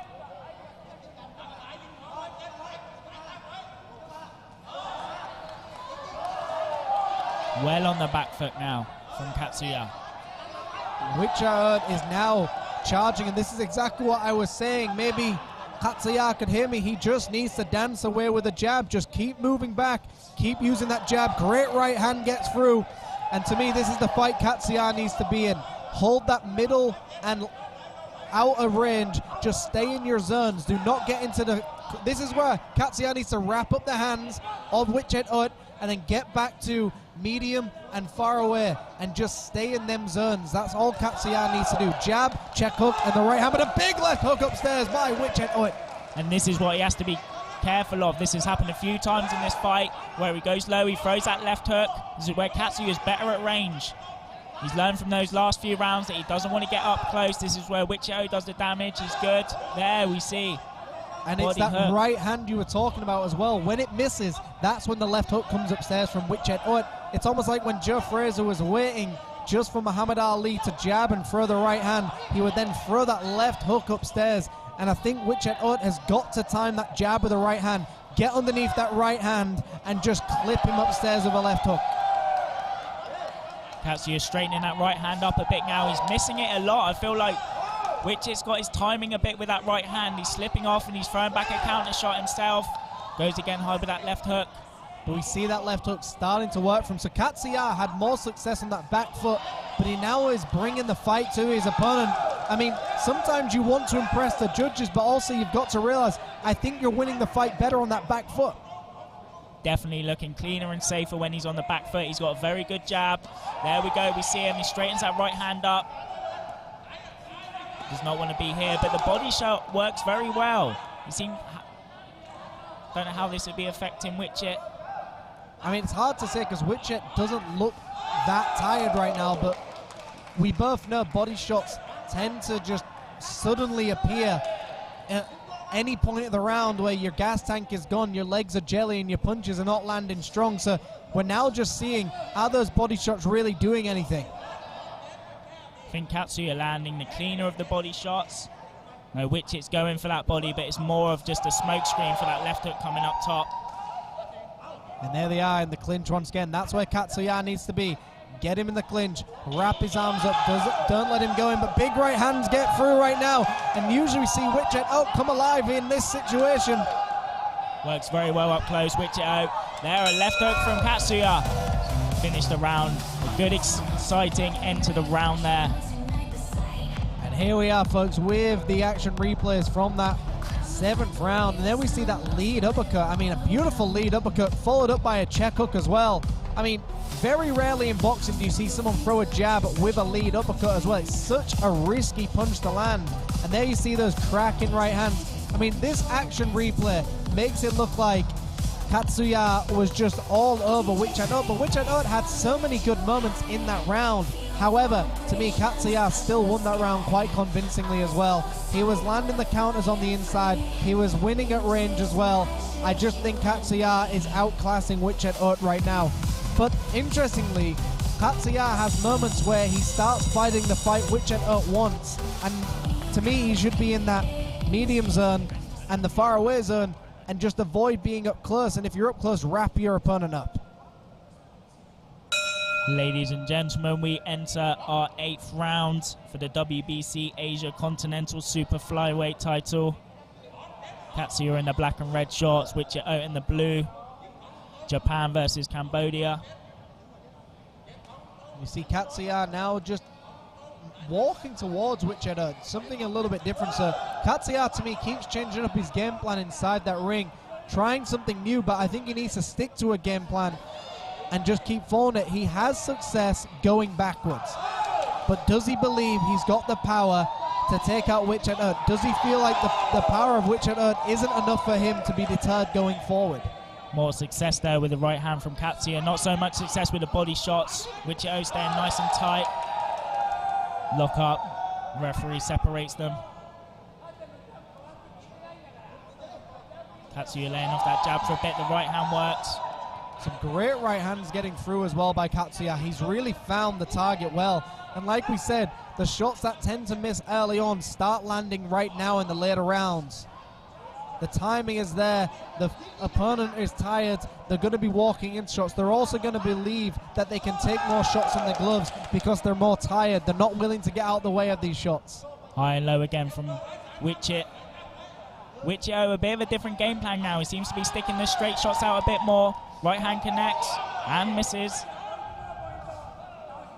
Halfway through round number 8 already, and we're starting to see both fighters get a little bit more tired now. Big right hand crunching down, and it looks like Witchett is once again down. And that was a perfectly timed shot. I don't know why the referee is doing this. You should call this a knockdown. You cannot allow the referee to just let you get back up. It was a clear knockdown. Give the man a standing count. Katsuya looking very frustrated there. The referee trying to say it's a clash of heads. I don't think that was a clash of heads. I think that was a nice right hand. The referee should have called that a knockdown. To me, Witchett has had so many moments to catch his breath back because he is refusing to continue fighting. The referee, to me, should have allowed that to be a knockdown. Why take a point away from Katsuya from an accidental hit to the back of the head but not call a knockdown when 3 times Witchett has turned his back on his opponent? A good right hand there from Katsuya again. Witchett buying some time on the inside, gets into the clinch, fights close, goes body, goes high again as he's done all night. Some nice body work here now by Witchett. So this is what we see of Witchett. As soon as he gets his breath back, he starts coming alive with these nice body shots as well, ducking and weaving. Katsuya has done a great job to just stay very nicely calm in a situation like this. 10 seconds left in the 8th round.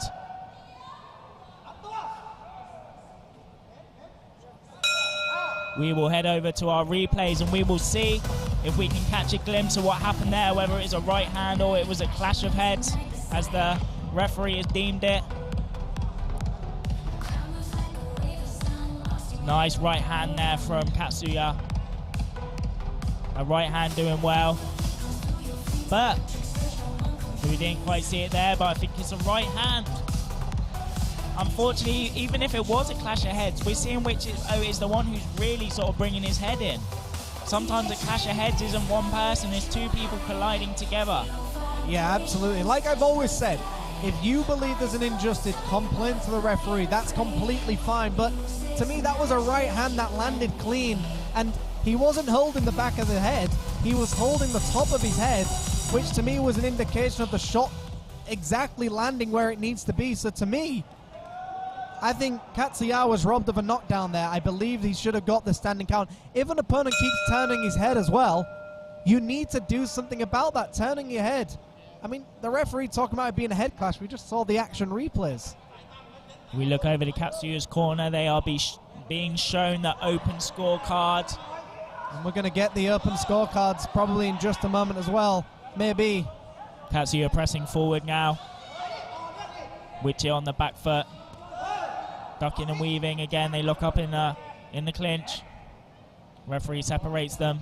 We will get some live scoring right now. So in the red corner, Judge A has got it 76-75, B 75-76, and C 77-74. So the red corner winning by just a slim margin right now. Thank you for the live scoring, Mr. Brico Santig. So red corner, that is Katsuya ahead just ever so slightly on the scorecards. Quite rightly as well. He's winning this fight to me. I mean, to me, he's boxing with more class as well. He's landing cleaner punches. He's trying to set up his shots. I do like what I see with Witchet when he gets going. When Witchet gets going, he starts going to the body, starts going to the head. He lands some very beautiful shots. But to me, it's just too little and far between sometimes where he's not convincing the judges enough that he's winning these rounds. Yeah, Katsuya, very clean boxing. Working well on the outside. Working well on the inside. A lot cleaner. Witchet getting away with what he can. And that was exactly the Katsuya I want to see. He landed a combination and then tied his opponent up very, very quickly. And that's where Katsuya is really damaging. He's a cleaner boxer. He's boxing with more class than Witchet. Witchet is great on the inside. But to me, Katsuya doing exactly what he needs to do. Absolutely needs to keep his man on the outside, use that jab. He's got a brilliant jab. He's got a good right hand. He's got that good check hook. He doesn't want to be on the inside of Witchet. This is where Witchet has had a lot of success tonight, where he's caught him with them counter left hooks. He goes to the body, goes up top with the hook. Great body work now by both of these fighters. They're holding central ring. Both fighters very calculate with these body shots. Beautiful work getting through right now. And that was a big clubbing right hand to the neck of Katsuya. Katsuya is a real boxer here, just not complaining, just getting everything done. And I love the inside body shots here. I feel those last body shots hurt him more because you see the change in the guard of Witchet. The first exchange, very good clean body shots getting through, and now you see a lot tighter coming from Witchet. I think that can hurt him. Very well observed. You can see Witchet holding his guard, trying to block everything to his body. And now Katsuya's got him where he wants him. This is where Katsuya can now go to the head. Yeah, this is where he needs to take a leaf out of Witchet's book and go high. He's hurting him to the body. The guard's dropped. Go high with that left hook. Good overhand right there from Witchet. And Witchet still has these moments all the time where he goes up high, and look, Katsuya claims it was around to the back of the head, but one of those situations, a battle of the rabbit punches sometimes. Ollie, talk us through some of these action replays. See, this is where Witchet is doing very good work with his counter left hooks. Getting in close to Katsuya, making him comfortable, but Katsuya doing very well on the inside too. Here battling on the inside there. This is where he had some good success with those body shots up close. Good left hook, right hand there. Witchet locks him up. Great round for both of these fighters. I mean, it's still a Katsuya round to me. I think he's landing the cleaner shots. Witchet to me is, he appears like the underdog. He fights like an underdog, but the great thing about live scoring is you now know what you have to do in this final round. The 10th and final round of this WBC Asia Continental Super Flyweight title. Japan taking on Cambodia. Witchet knows he's down on the scorecards. If he wants this title, he has to knock down or knock out Katsuya. And we start the 10th round. Referee has a word with them. It'll be interesting now to see how they approach this round. Katsuya knows he's ahead. Good double jab there, just controlling it on the back foot. Beautiful jab by Katsuya on that back foot. And this is the fight Katsuya needs to be in. High guard with the jab. He doesn't need to do anything fancy on the inside. Wrap up your opponent like an octopus and then get out of dodge and dance with the jab. That right hand much easier to land when Witchett's coming forward. Witchett, when he's on the spot, he can slip, and that right hand misses him. But when he's got to come forward, Katsuya has much more success landing that right hand. And look, Witchett has a great left hook. It's a beautiful left hook. He's got to jab down to the body, right hand to the body, and try and bring the guard down off Katsuya, and then throw that left hook upstairs. Is Katsuya too wise to it? To me, Katsuya knows all he has to do is stay away from this. Keep dancing around, but Katsuya's still going forward ever so slightly. Katsuya doesn't need to do it. Good movement there from Katsuya. Locking the clinch, will he try by time? Back on the outside with that jab. He's not moving backwards, he's just on the outside. Good stepping backwards there. Good timing by Katsuya. Yeah, I do love the timing of Katsuya. And look, he's holding his opponent where he is. A lot of you watching right now might be wondering, why is Witchett not engaging? It's because he's so used to Katsuya coming forward when he holds his shoulders forward that Witchett expects him to come forward. Katsuya is aware of this, and a great left hook as well. But Witchett does slip. Jumping left hook by both of these fighters. Katsuya complains of a head clash there, but it was a good left hook, good jab by Katsuya.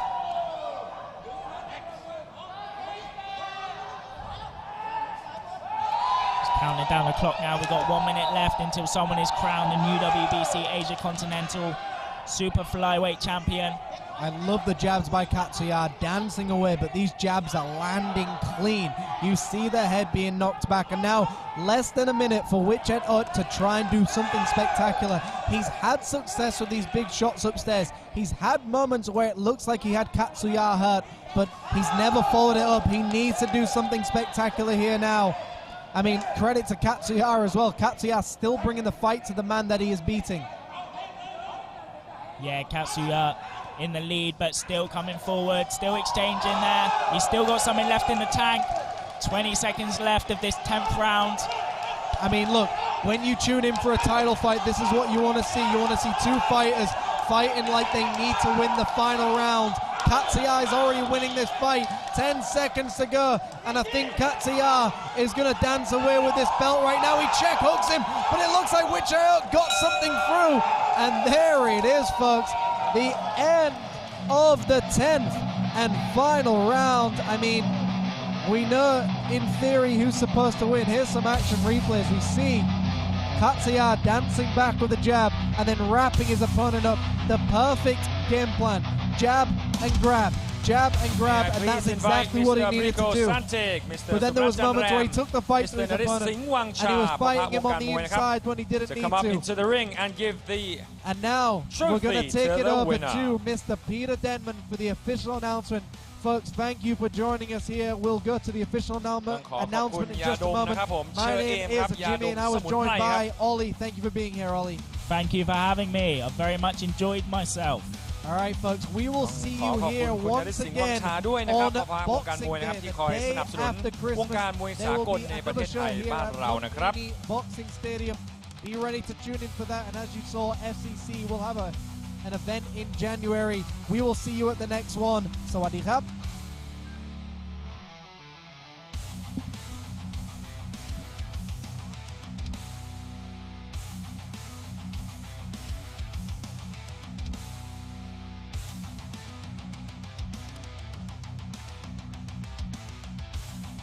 Ladies and gentlemen, judge number 1, Judge Tanadon Euberg, scores it 94-95.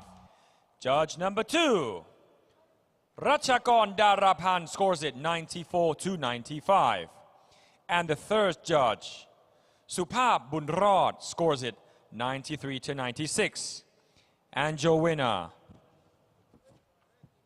by way of unanimous decision, and the new WBC Asia Continental Super Flyweight Champion, fighting out of the red corner, Katsuya Murakami.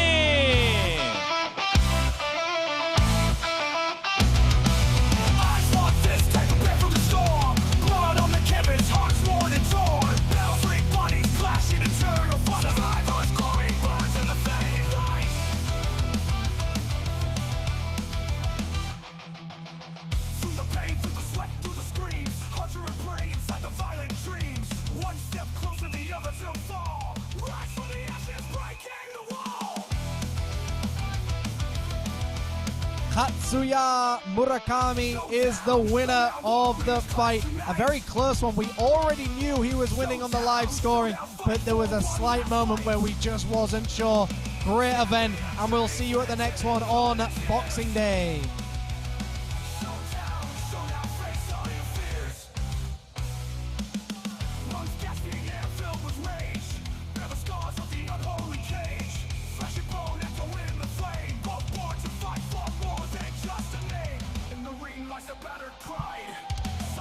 Where legends collide, victory or despair rests in their skin. Only one will stand to claim the win.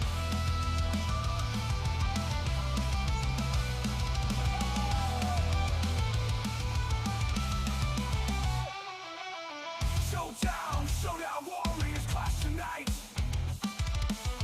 Showdown, showdown, fight for one last fight. Champion dreams written in blood and tears. Showdown, face all your fears. Face all your fears.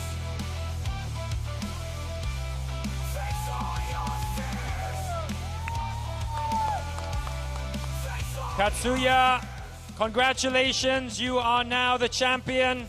How do you feel? Do you have a message for your Japanese fans supporting you? Thank you!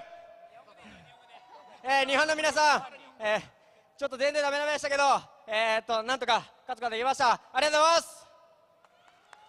Superachi, arigatou gozaimasu. Okay, please give him a round of applause. He is the new WBC Asia Continental Super Flyweight Champion from Japan, Katsuya Murakami.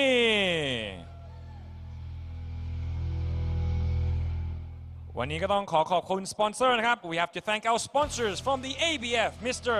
นฤทธิ์สิงห์วังชาพ่อพระวงการมวยนะครับแล้วก็ต้องขอขอบคุณจาก Twin Special นะครับคุณนฤทธิ์ว่องประเสริฐการนะครับผมแล้วก็ต้องขอขอบคุณเชอเอมยาดมสมุนไพรด้วยครับแล้วก็ต้องขอขอบคุณสนามมวยลุมพินีนะครับลุมพินี Boxing Stadium แล้วก็ต้องขอขอบคุณ FCC Fight Club Championship Thailand ครับ Guys, did you enjoy the show? สนุกไหมครับวันนี้ไว้เจอกันใหม่รอบหน้านะครับผมปีเตอร์เดนแมนขอตัวลาไปก่อนนะครับผมสวัสดีครับ Showdown, showdown, warriors clash tonight. Showdown, showdown, fight for one last fight. Champion dreams written in blood and tears. Showdown, showdown, face all your fears. Lungs gasping, air filled with rage. Bear the scars of the unholy cage. Flesh and bone echo in the flame. Both born to fight for more than just a name. In the ring lies a battered pride. Silent moments where legends collide. Victory or despair rests in their skin. Only one will stand to claim the win.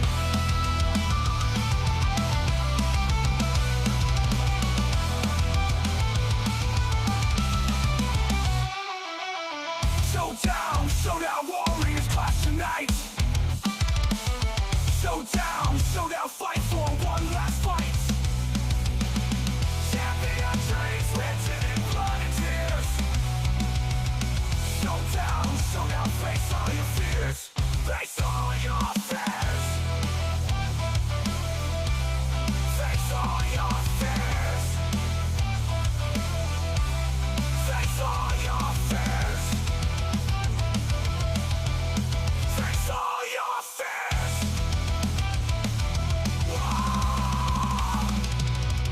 Showdown, showdown, warriors clash tonight. Showdown, showdown, fight for one last fight. Champion dreams written in blood and tears. Showdown, showdown, face all your fears. All your fears.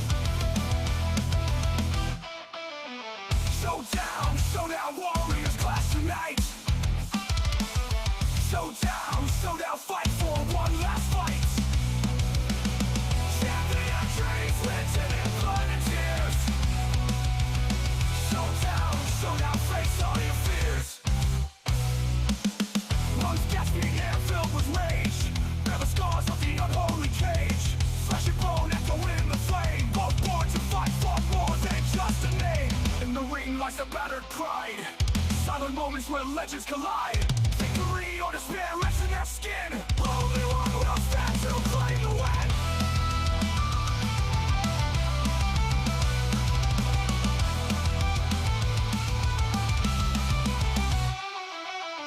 Showdown, showdown, warriors clash tonight. Showdown, showdown, fight for one last fight. Champion dreams written in blood and tears. Showdown, showdown, face all your fears. Face all your fears. Face all your fears. Face all your fears. Face all your fears. Showdown, showdown, warriors clash tonight. Showdown, showdown, fight for one last fight. Champion dreams written in blood and tears. Showdown, showdown, face all your fears. All your fears.